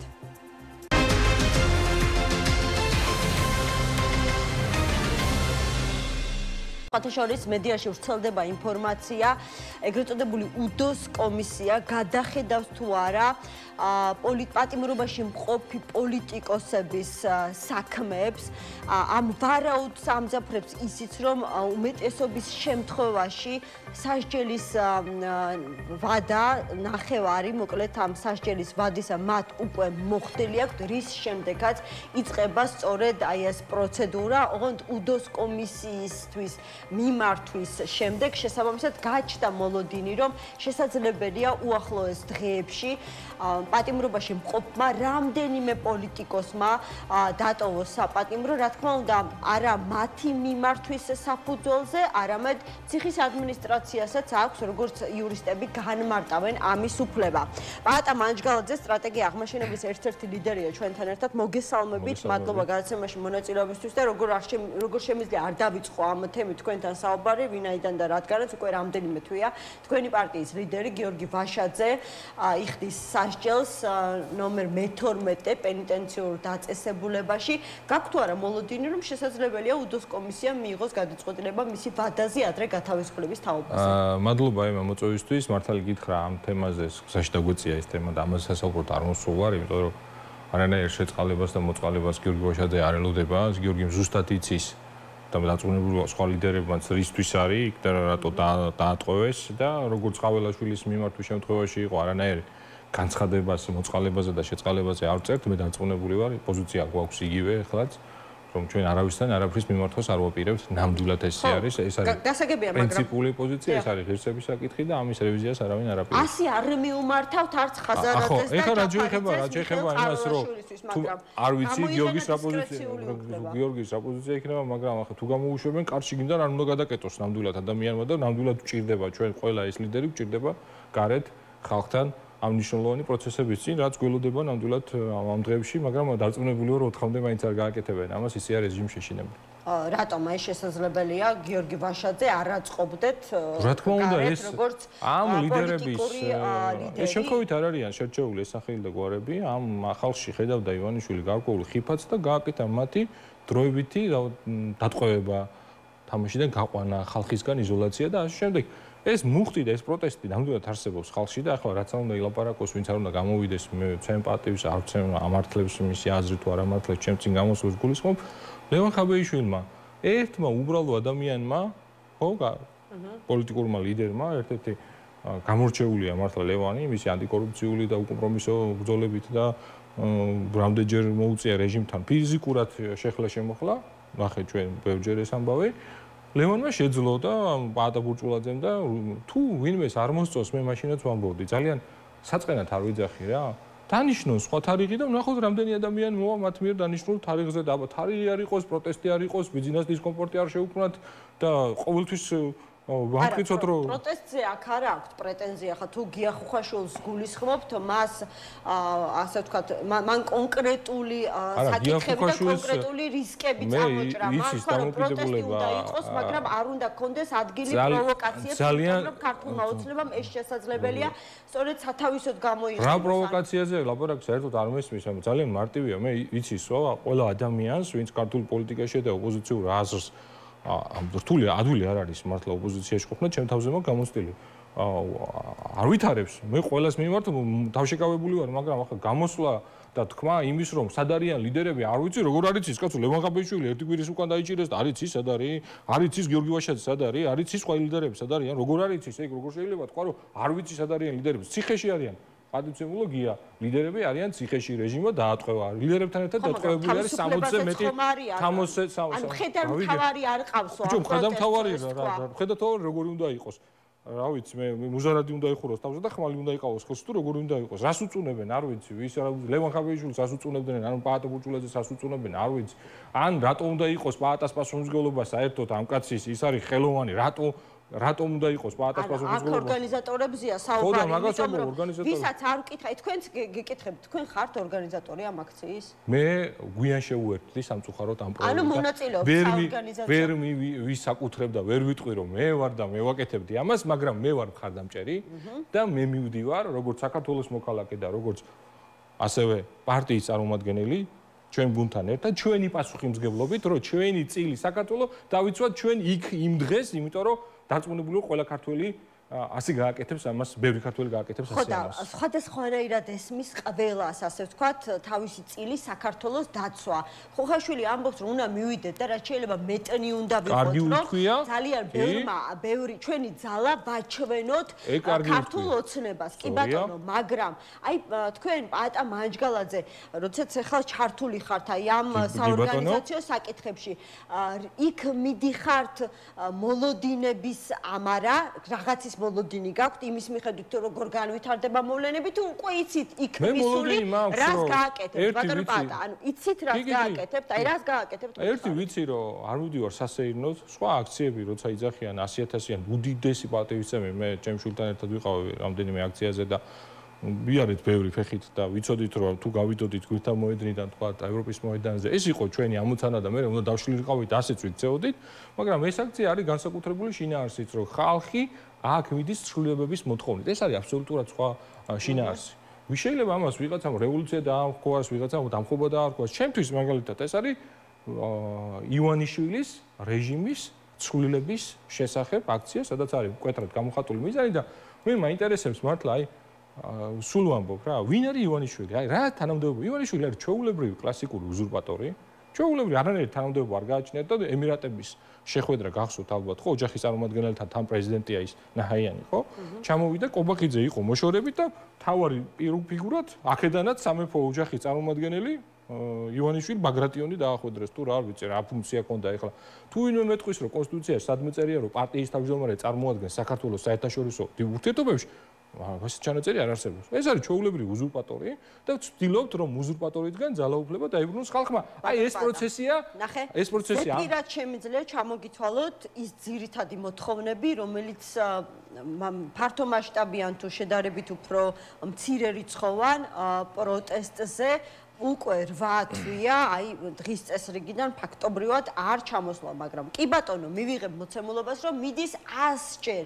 მეტი ხალხი ბევრი გაბრაზებული ხალხი. ბევრი გაბრაზებული ადამიანი კონკრეტული მოთხოვნებით. აი მე რა ხდება? ანუ ეს ბრაზი რაღაცა მოქმედებებში გადავა, იმიტომ რომ სულ ამას ამბობს ქართული ოცნება. ნახეთ მოგვისწრო ირაკლი კობახიძის ბოლო კომენტარმა, პაატა ბურჭულაძის დაანონსებული რევოლუცია როგორი შეიძლება გამოვიდეს, თავადაც შეგიძლიათ იმსჯელოთ, მაგრამ ვიქნებით ყურადღებით, თუ ვინმე დააპირებს კანონის დარღვევას, ყველა კანონის მთელი სიმკაცრით მიიღებს პასუხს. ეხლა მარტივად შევხედოთ საკითხს. სინამდვილეში რა უფლება აქვს ირაკლი კობახიძეს ან ბიძინა ივანიშვილს და ყველამ ვიცით რომ მინისტრებს ბრძანებებს გასცემს ბიძინა ივანიშვილი რომ კანონზე ილაპარაკოს და კონსტიტუციაზე პირიქით არის ქალბატონენა ემა სინამდვილეში აქ საკითხი პირიქით ძალაუფლება მიტაცებული აქვს ივანიშვილს და ჩვენ კონსტიტუციურ ჩარჩოში უნდა დააბრუნოს საქართველოს მოქალაქე ამისთვის მიდის ის ხალხი ჩვენი ქმედებები რა იქნება ეს დამოკიდებულია იქიდან რა რეაქცია იქნება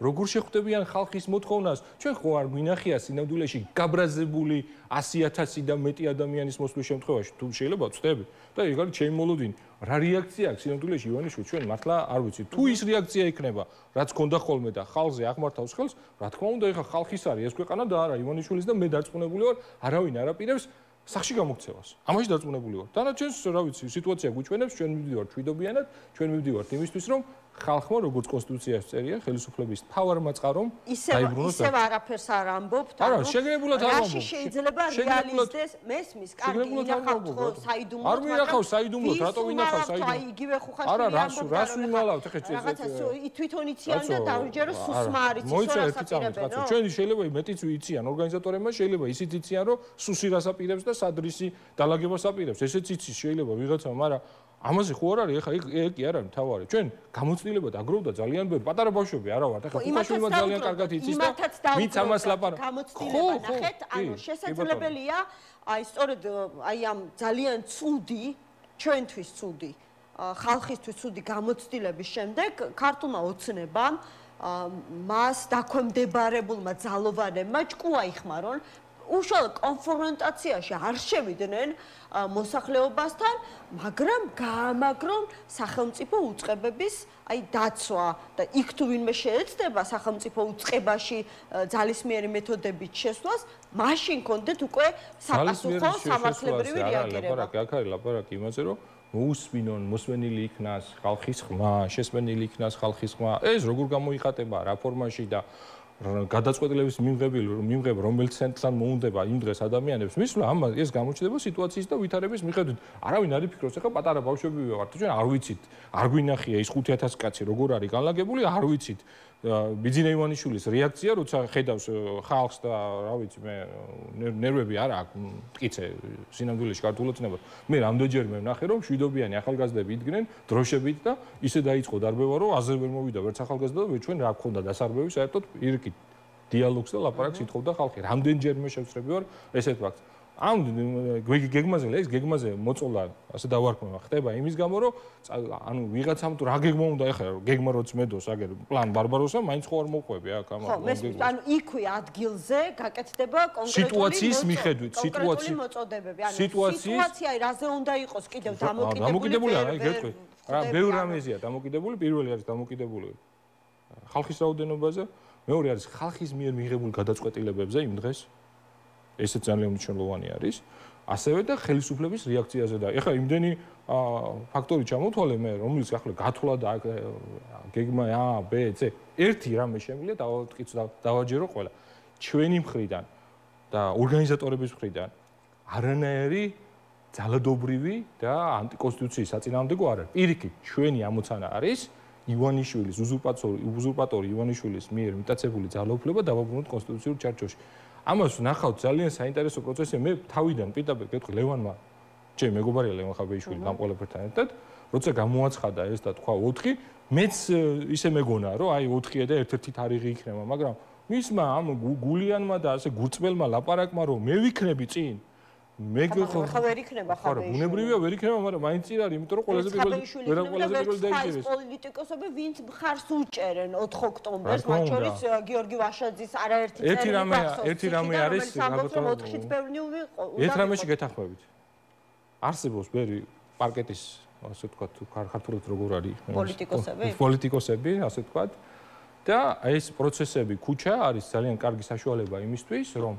პარკეტის ეგრეთ წოდებული ბოდიში რუსულ სიტყვას ვიყენებ და ნამდვილი პოლიტიკოსი გამოირჩეს და ავანგარდში გადავიდეს ის ვინც თავისი ღირსებით თავისი აღზრდით თავის პრინციპულობით თავის სამშობლოს სიყვარულით დადგება ავანგარდში პროცესის წინ ხო აი ეს პარკეტის პოლიტიკოსები არიან ფაქტია ეხლა ანუ ვიგულისხმობთ არჩევნებში მონაწილე არჩევნების მონაწილეს არ გულისხმობ კაცო ტელევიზორზე ზიან განცხადებებს აკეთებენ და აქციაზეც არ მიდიან და არ არიან ნაყოფ მე მარტივად ვიწვევ მე არ მესმის ქართული ოცნება პაპუაშვილმა იკითხა ამას წინ კიდე რაღაც კახეთში იყო და სად არის ოპოზიცია სად არის და ციხეში იქვე უპასუხა ეხლა ვეკითხები იგივეს ვეუბნები ყველას მე ამაზე რეაქცია მაქვს სად არის ოპოზიცია გეტყვით სად არის ნაწილი დაჭერილია ნაწილი სასამართლო პროცესებზე დავდივართ აგერ გეტყვით ლაშა დიაროვი ჩვენი წარმომადგენელი ძალიან კარგი ახალგაზრდა ადამიანი ხო და მიმართეთ უდოს კომისიას 80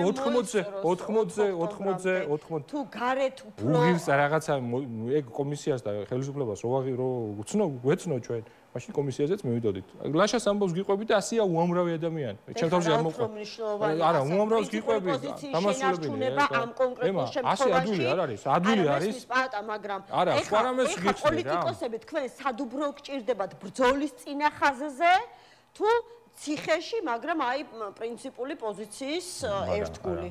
არა, პოლიტიკოსი ნიშნავს პრინციპების და ღირსების მქონე ადამიანების ღირსების აძარაჟოზე ყოფნას და არა უღირსად რაღაციდან შესვლას და გამოსვლას. ეგ არანაირი ფასი არ იქნება, მე ასე ვთვლი, მაგრამ ახლა თუ ჩემი პოზიცია არის, მე არ ვიცი გიორგი რას იფიქრებს, მაგრამ თუ გახსნის ქართული ოცნება კარს და გამოუშვებს, იქიდან კარი არ უნდა გადავკეტოთ. ეხლა რა ყვებოდი ამ ამბავს. ერთი რამე უნდა გავიაზროთ, ყველას ეხება ეს, რა ვიცი, პოლიტიკოსაც, ექსპერტსაც, რა ვიცი, სამოქალაქო აქტივისტსაც. ადვილი არის ყოველთვის კრიტიკა ამის, ხო? სად არის ხალხი, სად არის ლიდერები? ყველას ან დაჭერილია, ან საქმეებია აღძრული, ან ჯარიმები აქვს და პროცესებია, ეხლაც მიდის პროცესები. ლაშას ამბავს გიყვებ 70000 ჯარიმა აქვს ახალგაზრდა კაცს. როგორ უნდა გადაიხადოს, მითხარ? უამრავ ადამიანს ვინც აქციაზე დადის და კიდევ ვიღაცას ეყოფა, რა ვიცი მე, რა ქვია, თავხედობა თქვა პირდაპირ, ხო? და იტყვის რომ აი სად არიან ესენი? სად არიან და ყველგან, სადაც წვდებით და სადაც რასაც ვერ ვახერხებთ, ხო? ამას ქართული ხალხი გააკეთებთ, მე არ ვიტყვი უშესტომოები ვართ, ასეთია ანგელოზები ვართ, შეცდომა არ გქონია, ბევრი შეცდომა დავუშვით, მაგრამ ეს შეცდომა უნდა ვაქციოთ გამარჯვებად. რატომ? იმიტომ რომ ბევრჯერ ვნახეთ ივანიშვილის სცენარები, ბევრი არჩევანი არ აქვს, მას ყავს 5000 დაქირავებული ადამიანი, აქეთ არის საქართველოს და 100000 ადამიანი, რომელიც მინიმუმ უნდა გამოვიდეს და გამოვა ამ აქციაზე. საით უნდა იყოს გამარჯვება? რა თქმა უნდა, ხალხის მხარეს უნდა იყოს. პოლიტიკოსი, რომელიც ყოველთვის და ან ექსპერტი, რომელიც ამბობს, რომ ბიძინას ვერ მოირევ, ბიძინა ვერ შეიძლება, მე ეჭქვეშ დავაყენებ საერთოდ და ხალხს არაფერი არ შეუძლია მის ექსპერტობასაც და პოლიტიკოსობასაც ეჭქვეშ დავაყენებ. ექსპერტები ამბობენ. გიას აგულისმო ხუხაშვილს ზოგადად ამბობ, ესეთი ხალხიც უამრავია იქ მაგრამ ივანიშვილი მაგარია და გარდა არიან ადამიანები, ვინც ამბობს, რომ კი ბატონო ბიძინა ივანიშვილსაც აქვს თავისი გეგმა, მას აწყობს გარკვეული ასე ვთქვათ პროვოკაციები, კონფრონტაცია, აი ამ აქციაზე. მოიცა ერთი წამით, მოიცა. თუ აწყობს, აი ექსპერტი მარტივ კითხვა დავსვათ და იცით, ჩემი დამოკიდებულება თქვენს მიმართ. აი შეგიძლიათ თავისუფლად კითხოთ ამ ექსპერტებს სხვა დროს. რატო დააკავეს ლევან ხაბეიშვილი თუ პროვოკაცია არის ამოცანა, უფრო დიდ პროვოკაციას არ მოვაწყობდით ლევანთან ერთად? რატო დააკავეს? ან პატაბუჭულაძის მიმართ რატო დაიწყო შავი კამპანია და შავი პირადაც ხან სახთან ხვდებიან, იქ რატო შეხვდი მურთაზოდელავას, იქ რატო შეხვდი იმასთან ერთად სურათი რატო გადაიღე? ვისი რა საქმეა? სურათს ვისთან გადაიღებს სურათს? თუმცა არსებობს საზოგადოება, ვისთვისაც ეგრეთ წოდებულ ქურდულ სამყაროსთან ესე საზოგადოება კი არ არსებობს. ახლა კავშირები ბაჩუ ახალაიას საზოგადოებაში კი არ არსებობს, გეტყვით რა. დამოკიდებულება ხომ? ქურდულ სამყაროსთან. სააკაშვილის ხელისუფლების ერთ-ერთი შაუბნელი სამხრეთ ქურდულ სამყაროსთან დამოკიდებულებას გეტყვით, მეც იგივე დამოკიდებულება მაქვს, არანაირი რომანტიზმი არ გამაჩნია. ბავშვობიდან გეუბნებით. მიუხედავად იმისა, რომ რაიონში გავიზარდე და ბევრი გამიგია სახელი და გვარები, არანაირი რომანტიზმი არ მაქვს ამ ხალხის მიმართ. მაგრამ ეხლა ვისაც და სწორია რო არ მოწონს ეს კრიმინალური ავტორიტეტები, მაგრამ ბიძინა ივანიშვილი იგივე კრიმინალური ავტორიტეტი არ არის? განაბი არ არის ეგრეთ წოდებული? აი გეტყვით, ბაჩიაშვილის დედის და მამის წინააღმდეგ დაიწყო სისხლისამართლებრივი წარმოება. რატომ? იმიტომ რომ გააკულაკონ შვილი, ტყვეთ ყავს აყვანილი, ჩამოართვა მქონება, იმიტომ რომ ბიძინა ივანიშვილს გვიაჩნია რომ ის ბიტკოინები არის მისი, ხო? ეს ხა 21 საუკუნეში ადამიანის გაკულაკება. ჩემი არავინ არა ბაჩიაშვილი საერთოდ არ ვიცნობ. საერთოდ არ შეხვედრი ვარ ბიძინასთან მუშაობდა სულ, ბიძინას საქმეს აკეთებდა, მაგრამ კაცო, რა მნიშვნელობა აქვს უსამართლობა რო არის, როგორ შეიძლება ადამიანს რაც არ უნდა ბრალი ედებოდეს, დედა და მამა აიყვანო ტყვეთა დედა და მამის წინააღმდეგ და ეს ხა რა ვიცი კუჭური არ არის ეს ბიძინასთან არა გაქვს პრეტენზია და ვიღაცასთან რო გადაიღო სურათი იმასთან აქვს პრეტენზია. ეს არის ორმაგი სტანდარტი, ეს არ შეიძლება. ხო, პარკეტის პოლიტიკოსებზე საუბრობდით წეგან თქვენ ან განოწყენებული იმით, რომ ანუ ძირითადად მათი პოლიტიკური უნარები ვლინდება ეთერებში საუბრით და აქციებზე არ გამოდიან ხო გახარიას პარტიას პარკეტის პოლიტიკოსებს. რა ვიცი, რა არის გახარია? მე აქციაზე არ მინახია გახარია, მაგრამ ჩემი ამოცანა არ არის ოპოზიციის შიგნით მტრის ძიება, მაგრამ მეგობრებო, კენჭ რო ისვრით ხო, ერთჯერ, ორჯერ, სამჯერ მიიღეთ პასუხს და ჩემი ამოცანა არ არის ვინმეს ნიშის მოგებით საუბარი, ან ვინმეს ჩაუსავთე. კიდევ ერთხელ ვამბობ, 4 ოქტომბრის აქცია, აი ვინ არის ტყვანი და მართალი გამოჩნდება რის მიხედვით, იცი? 4-ში რამდენი ადამიანი გამოვა. რევოლუციის წევრებისგან განსხვავებით ისინი ამბობენ, რომ აი ეს ტერმინები მშვიდობიანი რევოლუცია, დამხობა, გაურკვეველი არის, დაუშვებელია ძალადობრივი სცენარის განვითარება და მაგ კითხვა, რამდენი არჩევნები უნდა წააგონ, რამდენი არჩევნები უნდა წააგონ ივანიშვილის манипуляციის პირობებში, რომ მიხვდნენ, რომ არჩევნებს აზრი არ აქვს. ჩვენ არ ვაღიარეთ 54 თუ 53% დაიწერა ივანიშვილმა უარი ვთქვით მანდატებზე ყველა პარტიამ, ხო? ფაქტიურად დარჩა ქუჩაში პროტესტი ამის გამოც, ხო? და სანსორი გადაწყვეტილება იყო ამან ხელი შეუწყო იმას, რომ დღეს არ აქვს ლეგიტიმაცია რეჟიმს. ეხლა რო ივანიშვილი დაიწერს 70%-ს ან 66%-ს. ამის ლეგიტიმაციას აპირებენ? კითხეთ შემდეგ, მე ამ ქონია ბოლოს შეხება და 2 და 3 კაცით შევლენ საკრებულოში? მართლა მაინტერესებს ეგ. ბატონო, აი იქნება ლევან გოგიჩაიშვილი თქვენს შემდეგ თქვენი გადაცემის სტუმარი და აუცილებლად დავსვამ ამ შეკითხვას, თუმცა რა თქმა უნდა აქვთ ხომ ესეთ ერთგვარი პოლიტიკური მოხერხებულობა. მან პრობლემა რა არის? პრობლემა რა არის? იცი, მე პრობლემა საიდან იწყება, იცი? აქამდე რატო არ იყო, რომ აქვს ბიზნეს იზურპირებული ძალაუფლება, კი, კონსტიტუცია აქვს ვიტაცებული, კი, ხელისუფლება აქვს ვიტაცებული.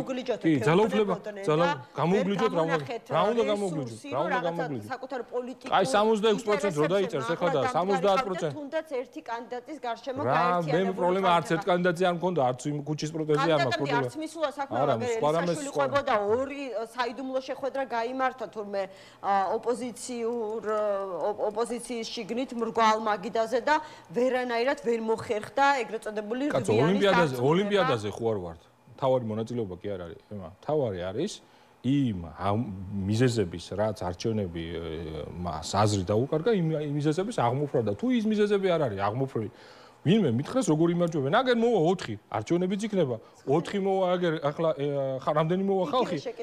მე ხო და გავიგე როგორ აწყობენ მოიცა ერთი წამი მე მგორჩი ვუდგებოდითო. მოიცადე ერთი წამი. გალბატონო ემა, ჩვენ ნახავთ, შევაფასოთ ამ ექსპერტების და ამ პოლიტიკოსების დაძახებულზე რამდენი ადამიანი გამოვა ქუჩაში და პაატა ბურჭულაძე რო არ მოწონთ, ბანიაო ეკო და არ მოგწონს მაგის პოლიტიკავან ლევანს რო არ მოწონთ ხაბეიშვილი, ამ ხალხის ნათქვამზე ვინც პირველად თქვა და რა თქმა უნდა ეს ხალხის განწყობა იყო და ხალხის განწყობა თქვეს და არაფერი განსაკუთრებული მესიანიზმი ამაში არ არის, ზუსტად ის თქვეს რაც ხალხის გულში იყო და ამიტომ აქ მნიშვნელობა 4 ოქტომბერს.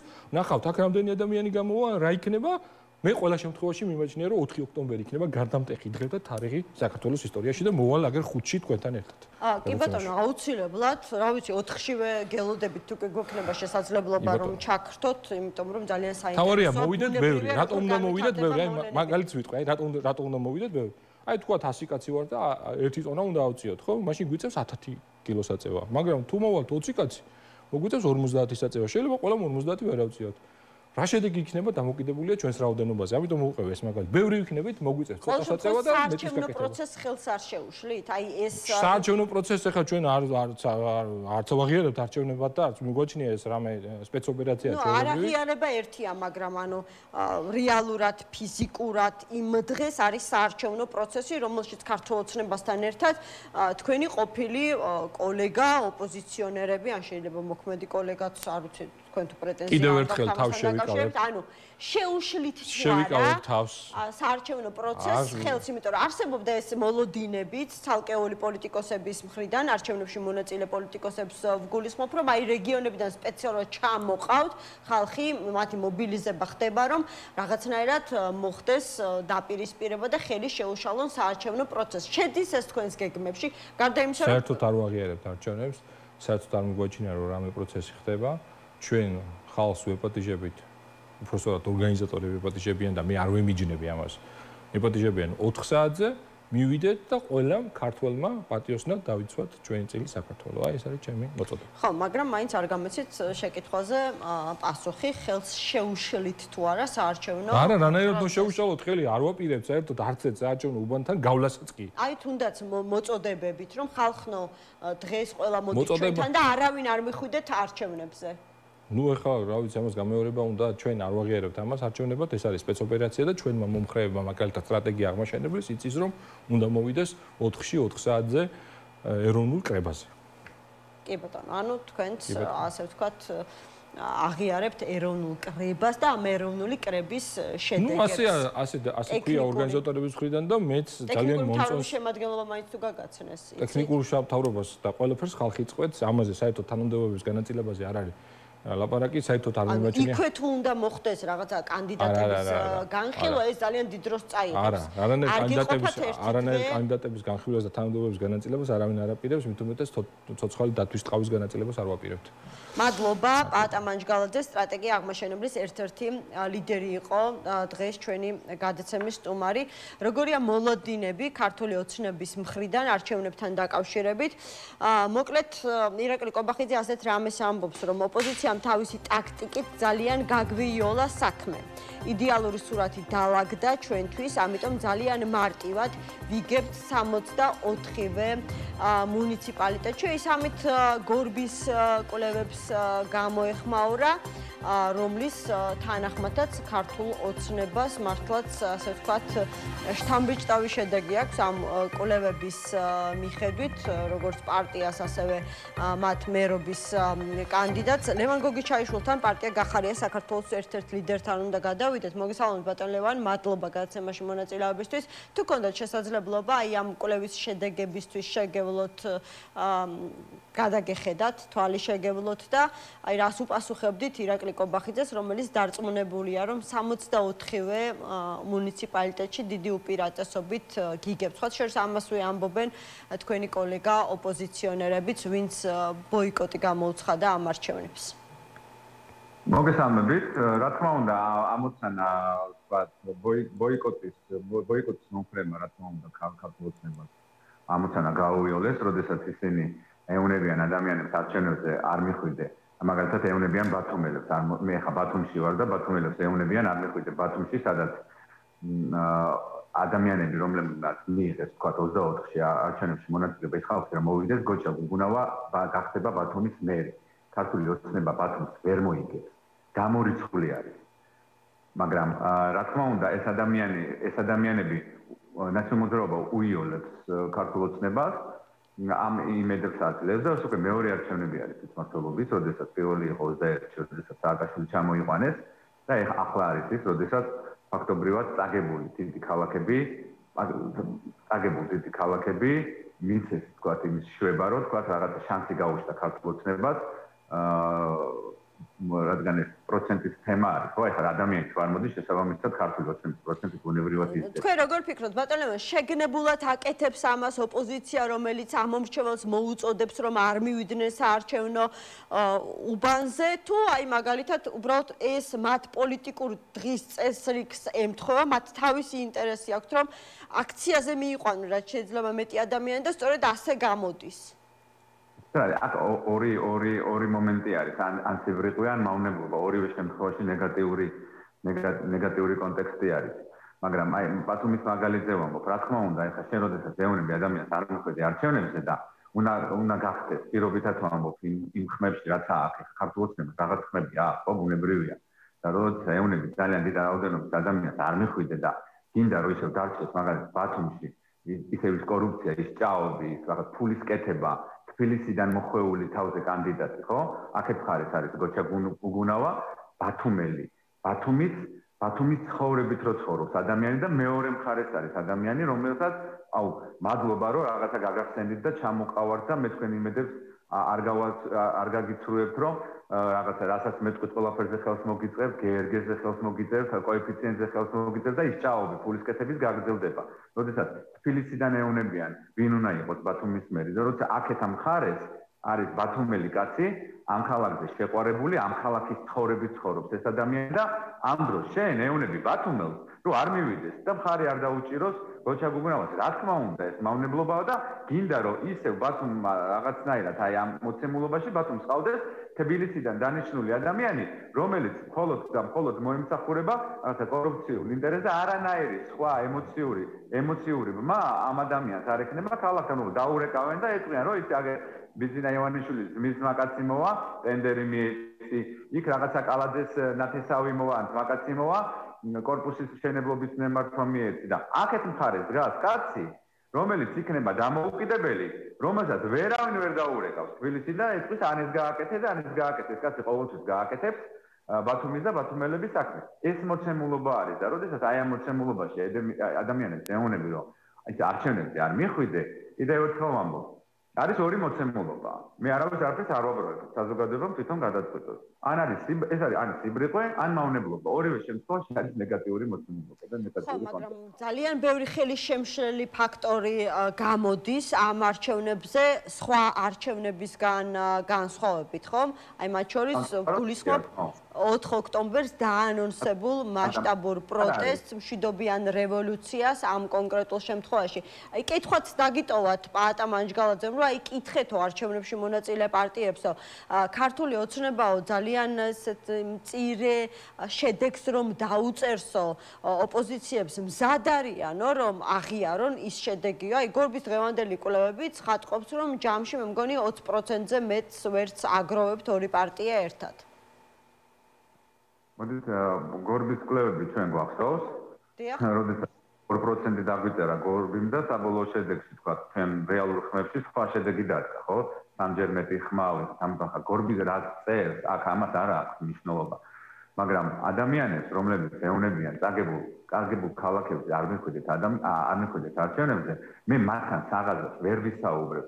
ან უბრალოდ ეს ადამიანები არიან ღრმა ილუზიაში შესულები და რაღაცა სიგიჟეში და საუბრობენ რაღაცა რევოლუციებზე. ანუ ვერ მშვიდობიან რევოლუცია რო არ მოხდეს. ეს ადამიანები უბრალოდ მინიმუმ რაღაცა სიცხვილისგან არ ექნება და უპასუხისმგებლად არ იგრძნობენ თავს, რომ ადამიანებს ეუბნებიან მოდი ქუჩაში ელოდებიან იმდენ ხალხს, მაგალითად თბილისის ქუჩას, რომელიც აბსოლუტურად საკმარისია იმისთვის, რომ კახა კალაძემ თბილისს დააკოს, ან ის ხალხი რომ დაემატოს არჩევნებს. ან ვერ ხდები საერთოდ ლოგიკა ამ ხალხის, მაგრამ გავიგეთ, ამ პროცესში შევიდნენ. მაგრამ ჩვენ არ დავტოვებთ ამ პროცესს, ჩვენ ვერ დავტოვებთ ამ პროცესს, ვერ დავტოვებთ იმ კომფორტს, ამ სიამოვნებას არ მივანიჭებთ, იმიტომ რომ ერთი მანდატიც კი დაკარგული ამ საკრებულოებში ქართული ოცნებისთვის ეს რა თქმა უნდა არის დისკომფორტის შექმნელი, ამიტომ ჩვენ თავიდანვე ვთქვით, მანამ სანამ ამ სიგიჟეში შევიდოდნენ და რაღაცა რევოლუციებზე და იმაზე დაიწყებდნენ ლაპარაკს. ალოგიკური არის მათი საქციელი, არ იხსნება მათი საქციელი, ფიზიკურად არ იხსნება მათი საქციელი, ორი სახელი შეიძლება ამას ეწოდოს. ან გააზრებული სიბრიყვე, და სიბრიყვებთან ურთიერთობა ძალიან რთული არა ნებისმიერ შემთხვევაში და მავნებლობა. პირდაპირ მნიშვნელობით და ქართული ოცნების ინტერესების გატარება. ეს კიდევ უფრო მძიმე არის. ამიტომ შესაბამისად გვაქვს ის მოცემულობა, რაც გვაქვს. მაგრამ მე ესე არ ვუყურებ. მე არ მგონია, რომ ქართულ ოცნებას ესე გარანტირებული კონდეს საკუთარი ხმები. ჩვენ ხედავთ რა ხდება, ხო? ხდებათ როგორი შიდა ტერორი პირდაპირ მნიშვნელობთან. შიდა ტერორი მიმდინარეობს. დაერინენ ბიზნესს. ბიზნესი კარგად ხედავს რა ხდება ბოლო 3 თვის განმავლობაში. აი როგორც ჩემოდნებით დგანან ფინანსურ პოლიციასთან, პროკურატურასთან და პარტიის ოფიცერთან, რომ რაღაცნაირად ის ჯარიმები, საგადასახადო ძველი ვალდებულებები გადაახდევინოს სახელმწიფომ. ზუსტად ამით მიდის ახლა ბიუჯეტი თქვენ რა გონიათ ბიუჯეტი რესურსება. აი ძველ დავალიანებებს უღებენ ადამიანებს 2, 3, 4 წლის წინანდელ დავალიანებებს. ამ პირობებში ანუ რა ასე ვთქვათ სამართლიანთან მიახლოებული არჩევნების მოლოდინი გაქვთ ანუ საარჩევნო პროცესისგან ელოდებით თუ არა რომ ჩაივლის არ ვიცი სამართლიან დემოკრატიულ კონკურენტულ პირობებში. დავამთავრებ თემას და მივალ მაგამდე. აი მაგალითად დღესაც იყო ესეთი ინფორმაცია, რომ ერთ-ერთი ბიზნესმენი მამუკა ცხენტი დააკავეს რაღაცა კორუფციის ბრალდებით. ქვეყანაში სადაც ყველანაირი პოლიტიკური მართლმსაჯულება არის პოლიტიკური, მართლმსაჯულება პოლიტიკური თუ ვინმეს მიმართ არის მართლმსაჯულება პოლიტიკური, ასევე იმ შეიძლება იმ ბიზნესმენის მიმართაც იყოს მართლმსაჯულება პოლიტიკური, ამიტომ რეალობა სხვა არის. ჩვენ ერთხელ თქვით და კიდევ ერთხელ ვამბობ. ბოლო წლების აი პოლიტიკური ცხოვრებიდან გამომდინარე, არსებობს ლოგიკა და არსებობს მოცემულობა.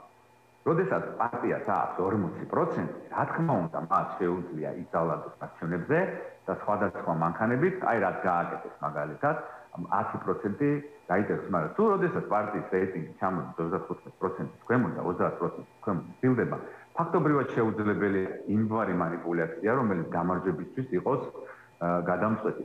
ამიტომ იყო ეს აი მაშველი რგოლი იყო ეს ბოიკოტი. პირდაპირ მნიშვნელობით მაშველი რგოლი იყო, მათემატიკურად მაშველი რგოლი იყო, იმიტომ რომ 10 კაციდან მოდიოდა 10 კაცი, როგორც წინა არჩევნებზე იყო. ქართული ოცნება, თბილისს, ბათუმს, ქუთაისს, თელავს, რუსთავს, ზუგდიდში, ძალიან ბევრ ქალაქში ფაქტობრივად უშანსოთ იყო, მაგრამ როდესაც ეს ადამიანები მათემატიკურად რაღაცა ადამიანებს ეუნებიათ არ მიხვიდეთ ქართული ოცნება და რის საფუძველზე ატარებს ქართული ოცნება ამ გორბის კვლევას. ამ რაღაცა სეგმენტი აქვს მოხსნილი, ხო?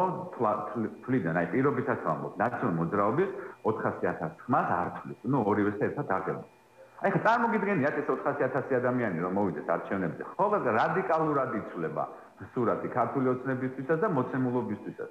რა თქმა უნდა, როდესაც შენ არ მიდიხარ არჩევნებზე, ამით ქართული ოცნების რაღაცნაირად პროცენტი იზრდება, მაგრამ თუ ჩვენ იმას გავითვალისწინებთ, რომ ქართულმა ოცნებამ ბოლო 1 წლის განმავლობაში ბევრი რამე დაკარგა. თუნდაც ის პირობები არსებობს, რაც არსებობს, ახლა ხალბატონებმა ახლა ნუ მიხსნის ვიღაცა ნაციონალური მოძრაობის წარმომადგენელი, რომ ცუდი პირობები არის არჩევნებზე, ამაზე უარესი პირობები იყო 10-ში, 11-ში, 12-ში, 8-ში. ამ ქვეყანაში, მაგრამ იღებდა ოპოზიცია მონაწილეობას. ახლა ამასთანავ ბატონი ზურა ჟვანიას ვიდეო არის ძალიან პოპულარული ახლა სოციალურ სადაც იქაც იგივე დილემა დგას 2002 წელს. გავიდეს თუ არ გავიდეს ოპოზიცია თვითმმართველობაზე. რა თქმა უნდა, ყოველთვის უნდა მიიღო არჩევნებში მონაწილეობა და ყველაზე დიდი სიბრიყვე არის არჩევნებში არ მონაწილეობა, სადაც პასუხისმგებლობა არის. შენ პროცესში არ იღებ მონაწილეობას კონსტიტუციურ პროცესში, რას ნიშნავს? რატო არ იღებს მონაწილეობას კონსტიტუციურ პროცესში? აუხსნელი ამბავი არის. იმიტომ რომ მათ მიაჩნიათ რომ კონსტიტუციური პროცესი, ასე ვთქვათ, განვითარდება სწორედ 4 ოქტომბერს, ოღონდ რუსთაველის გამზირზე, სადაც 100,000-ობით ადამიანს ელოდებიან ეროვნული კრება ვაგერ ბატონმა პაატამაც ახსენა. მშვიდობიანი დამხობა არანაირი კონსტიტუციური პროცესი არ არის. კონსტიტუციური პროცესი არის არჩევნები. ეს მეორე საკითხი არის, ეხლა გაცენდება 4-ით, დაღამდება 4-ით, გაცენდება 5-ით, 6-ით და მე დიდი იმედი მაქვს, რომ რაღაცა ესეთი ძალიან ძიმე შედეგები არ იქნება და ადამიანების ჯანმრთელობა, ბევრი ადამიანის ჯანმრთელობა იქნება ხელშეუხებელი და მართლა არაფერი ისეთი არ მოხდება, რამაც მერე შეიძლება მომავალში ბევრმა ადამიანმა ინანოს. მაგრამ არჩევნებში გასვლა ეს არის სწორი. სწორი არის. ჩვენ თუ გაქვს იმის მიზეზი, რომ სიტყვაზე არის არ არის თქვა სამართლიანი გარემო, არც 8-ში იყო სამართლიანი გარემო 2008-ში. არც 2010-ში ზუსტად ამ ადამიანების მხრიდან ვინც დღეს მე მეუბნება, რომ ამ ქვეყანაში არ არის სამართლიანი გარემო, ამიტომ არ არის ლეგიტიმური, არარელევანტურია და უბრალოდ არაადეკვატურია მათი მხრიდან ამის ასე დაყენება, იმიტომ რომ ამაზე უარესი საარჩევნო გარემო ჰქონდათ და სპეცნაზი შედიოდა პირდაპირ საარჩევნო ობიექტებზე და ხელით წერდნენ ოქროს, აი ხელით ასწორებდნენ, ნოლს მიუწერდნენ ან რაღაცას გააკეთებდნენ. ამიტომ არჩევნებში მონაწილეობას აქვს აზრი. მე დიდი იმედი მაქვს, რომ ბევრი ადამიანი არ გაიარეს ეს კითხვა თათაშორის ოლიმპიადა ხომ არ არისო, ანუ ეს არჩევნებიო, რომ მონაწილეობა იყოს მთავარი და არა გამარჯვება. არის ეხა ეს არ არის სერიოზული ლაპარაკი, რას ნიშნავს მონაწილეობა? მე ადამიანს ლაპარაკები ციფრებით, რომ მოგებული მაქვს თბილისი, მოგებული გვაქვს ბათუმი, მოგებულია ქუთაისი. გაყალბებულ სუპერ გაყალბებულ არჩევნებში რატო არის? ეხლა თუ მათთვის არის ოლიმპიადა მონაწილეობა და არჩევნებში მონაწილეობა სხვა არის, მაგრამ ეს არის სწორი პროცესი, ეს არის ყველაზე კონსტიტუციური ბრძოლა. არჩევნების იქით მე არ ვიცი. თქვენ რამეს თავაზო, თქვენ პირადად ეხა ისე იმაშები თითქოს რომ რამე ალტერნატივა არსებობდეს ამ ქვეყანაში გარდა არჩევნებისა ხელისუფლების ცვლილების. ანუ ის შეიძლება ვიღაცამ თქვა მე არ ვაკადრებ ეს რაღაცას, მაგრამ ის შეიძლება ისიც იყოს ეხა იქით-აქეთ სიარული შეიძლება იყოს უბრალოდ ოლიმპიადის სახეობა, მაგრამ ჩვენ ამაზე ხო ესე ხო არ ვაკნინებ. ჩვენ ვეუბნებით ადამიანებს, რომ არსებობს რეალური შანსი იმისთვის, რომ საკრებულოებში, მერებში, მაჟორიტარულ სისტემებში ქართულ ოცნებას ჰქონდეს დიდი დისკომფორტი. მაგრამ თუ ეს ადამიანები არ მივლენ არჩევნებზე, რა თქმა უნდა ეს ჩემი ბრალი არ იქნება ჩემი ბრალი. მე მათ ვეუბნები, რომ არის შანსი, მაგალითად ბათუმში, არის შანსი თბილისში, არის შანსი ქუთაისში, რეალური შანსი ციფრებში არის ეს შანსი რუსთავში. რომ ადამიანები თუ მივლენ არჩევნებზე, ოპოზიციურად განწყობილი ადამიანები და დაუჭერენ, მაგალითად ხარს დაუჭერენ გოჩა გუგუნავას ბათუმში, ირაკლი კუპრაძეს თბილისში, თამარ კეკენაძეს რუსთავში, პაატა ზაქარიაშვილს ქუთაისში და სხვადასხვა ადამიანებს სხვადასხვა მუნიციპალიტეტებში არის იმის შანსი, რომ ქართულმა ოცნებამ ბევრ ადგილას განიცადოს მარცხი. მაგრამ თუ ადამიანები რაღაცა ამ პარტიის ამომრჩევლები არჩევნებზე არ მივლენ, უნებრივია ქართული ოცნების შანსი ამით იზრდება. ქართული ოცნების შანსი იზრდება და თითოეულმა აი ბატონმა თქვენ მასულმანმაც უნდა იცოდეს, რომ თუ ის არ მიდის არჩევნებზე, ის არის კალაძეს ამომრჩეველი. სხვა უბრალოდ შეფასება აქ არ არსებობს. არის კალაძეს ამომრჩეველი და როცა ამ ადამიანებს შევხვდებით, ჩვენ გვეცოდინებათ, რომ აი ეს ადამიანი, რომელიც ეხლა თქვენთან იყო სტუმრად, არის კახი კალაძის ამომრჩეველი. პირდაპირ მნიშვნელობით, ანუ მისი არ მისვლა არჩევნებზე არის კალაძისთვის, ანუ ხო, როგორ შეიძლება ხა პაატა მონჯგალაძეს დავაბრალოთ, რომ არის კახი კალაძის ამომრჩეველი. არ მიდიხარ კახი კალაძის გამარჯვებას უწყობ ხელს, ამიტომ ეს ადამიანები უწყობენ ხელს კახი კალაძეს. მე სახელი და გვარი არ მithქვამს. თქვენ სახელი და გვარი, მაგრამ როცა შენ არ მიდიხარ არჩევნებზე, თბილისში არ მიდიხარ არჩევნებზე, ბათუმში არ მიდიხარ არჩევნებზე, რა თქმა უნდა, შენ ზრდი კახი კალაძის და იმ კორუმპირებული მერების და დეპუტატების შანსებს, რომ ისინი გახდნენ ოფიციალურად არჩეული პირები. ეხლა რა მოხდება ამ არჩევნებზე? მე წინასწარ რა უნდა გითხრათ? ჩვენ ამას შევაფასებთ, როდესაც დამთავრდება არჩევნები, დაიხურება ურნები, დაიცვლება ყველაფერი და ეს აი თქვენი საუბრიდან გამომდინარე ხა გამიჩნდა მოლოდინი, რომ აი მას შემდეგ რაც უკვე არჩევნების შედეგები დაიდება, თუ კი ეს შედეგები თქვენთვის იქნება მიუღებელი, არადამაკმაყოფილებელი, გარდა იმისა, რომ ქართული ოცნება შესაძლებელია დაადანაშაულოთ, ასე ვთქვათ, არასაარჩევნო გარემოს შექმნაში, თქვენი ბრალდებების ობიექტი, როგორც ხვდები, ოპოზიციაც იქნება, რომელმაც ხელი შეუშალა უფრო მეტ ოპოზიციურ ამომრჩევლს მისულიყო და საკუთარი ნება დაეფიქსირებინა, გქონდეს ამის მოლოდინი? ჩვენ არა გვაქვს რაღაცა ისეთი ნება, რაღაცა ეს თქვენი შეფასება არის, თქვენი პირადი აზრი არის, ეს ჩემი სიტყვები არ არის, თქვენ არ ჩემს სიტყვებს ვიტირებთ, ამიტომ ეს თქვენი აზრი არის. მე თუ არ მექნება კონკრეტული მტკიცებულება რაღაცა კონკრეტული დარღვევაზე, მე არ ვიტყვი რომ ეს დარღვევა არსებობდა, თუ არ მექნება ამაზე ხელმისაწვდომი. ჩვენ რაც გვაქვს, რასაც ვაფიქსირებთ, აზერბაიჯანზე თავადზე ძალიან მაღალი ინტენსივობით აკეთებთ ხოლმე ბრიფინგებს და იქ ამ კონკრეტულ ფაქტებს ასახელებთ. დღეს ლელომაც გამოაქვეყნა რაღაცა კონკრეტული ჩანაწერი თუ რაღაცა გავრცელდა კონკრეტული ჩანაწერი, სადაც როგორ ხდება ადამიანებზე ზეწოლა. თუ ჩვენ გვექნება კონკრეტული რაღაცა მტკიცებულება, რა თქმა უნდა ჩვენ ვიტყვით, რომ აქ იყო დარღვევა. თუ მე არ მეჭირება ხელში კონკრეტული მტკიცებულება, სხვა ადამიანებისგან განსხვავებით, მე თუ არა მაქვს ამის საფუძველი, მე თუმცა იმას დიდი მტკიცებულება რა გინდათ, რომ თქვენი პარტიის ლიდერს არ მიეცა შესაძლებლობა წინა საარჩევნო პროცესში სრულფასოვნად მიეღო მონაწილეობა, დაჭერის შიშით მან ქვეყნის დატოვება არჩია. და მაგას როცა არსებობს ცხადი და ხალხის არის თუ არა ეს ხელის შეშლა საარჩევნო პროცესში ოპოზიციური პარტიისთვის? რა თქმა უნდა, ხელის შეშლა არის, მაგრამ ეს არ არის იმის საფუძველი, რომ ეხლა ჩვენ ყველანი დავიდეთ სახლში და დავждეთ სახლებში. დავყაროთ ფარსმალი და არაფერი არ გავაკეთოთ. ჩვენთვის იდეურადაც და ფილოსოფიითაც და ყველანაირად ეხლა რაღაცა რევოლუციები და დამხობა გინდა მშვიდობიანი იყოს და გინდა არამშვიდობიანი, ჩვენ გაცხადებული გვაქვს, ჩვენ ამაში მონაწილეობას არ ვიღებთ. როდესაც ადამიანები ამაში მონაწილეობას არ იღებენ, შეიძლება ის გზა, რაც არის კონსტიტუციური. თქვენი პოლიტიკური პარტნიორების თუ გესმით, ვინც ამბობს, რომ აი დღე ვიქნებით არჩევნებზე და საღამოს აქციაზე? მათი ის არის, ამიტომ მე ამ ამბავს ვიღებ ჩვეულებრივად, მე ამაში ვერანაირ პრობლემას ვერ ხედავ. თქვენ თუ მე მისვავთ, კითხვა, მე პასუხს ვერ გახსენებ ლევოს მაგივრად, მე შემიძლია. კი ბატონო. პოლიტიკური ორგანიზაციის მაგივრად. ჩვენთვის მნიშვნელოვანია საარჩევნო პროცესი, ჩვენთვის არ არის მისაღები დამხობები, პირდაპირ მნიშვნელობით და რევოლუციები აქტივი. დანარჩენი არის ეს გზა, ეს არჩევნების გზა. ჩვენ ამ პროცესში გავდივართ, დარღვევებზე გვექნება რეაქცია, რა თქმა უნდა, ჩვენ გვაქვს კომუნიკაცია, რა თქმა უნდა, გახარია რომ არ არის საქართველოში, ეს არის რა თქმა უნდა. გამომდინარე იქიდან რომ პოლიტიკური დევნა არის, მაგრამ ეს არ გვაძლევს ჩვენ იმის საშუალებას, რომ რადგან ეხლა დახარია არ ჩამოვიდეს ბათუმში და ვერ ჩამოვიდეს ბათუმში ამის გამო ჩვენ პარტია გავხურო დავადოთ რაღაც ფოკლომი და დავიდეთ სახლში.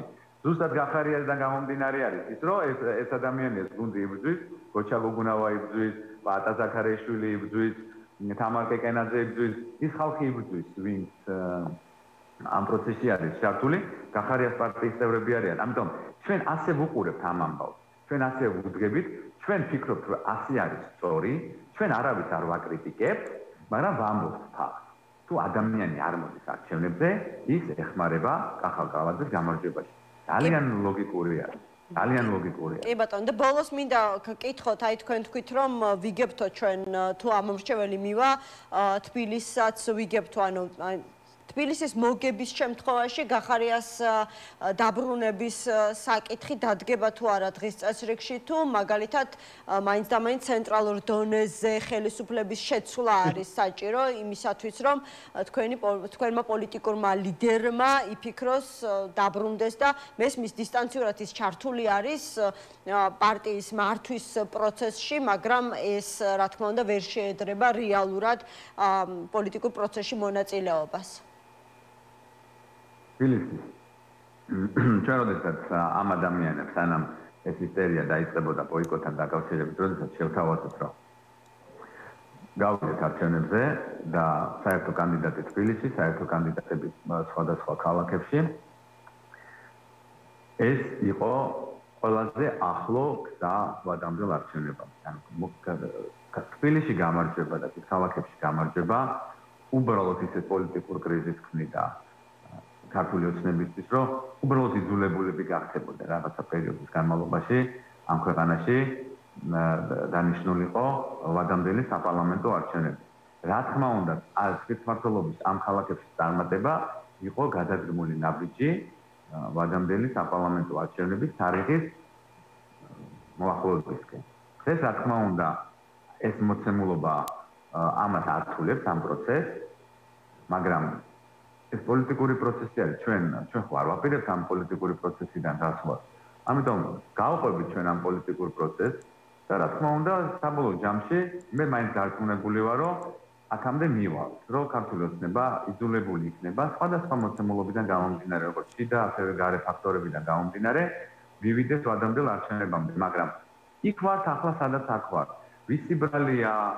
ისინი ჩვენ გვაბრალებენ. ჩვენ ვამბობთ, რომ ის ყველაფერი არის სიბრიყვე. ქართული ოცნება, რა თქმა უნდა, ბედნიერია, იმიტომ რომ მარტივად ხედავთ ახლა. 10 ხმაში, 100 ხმაში 30 ხმა, ან 35 ხმა რო აიღოთ, ეს იყო 35%, მაგრამ ახლა თუ არ მივა, პირობითაც ვამბობ, 30 კაცი იმ 70 ხმიდან 35% აღარ არის 35%, ცოტა მეტი არის. მინიმუმ უკვე 50%-ზე არის. ამაზე ვსაუბრობ ჩვენ.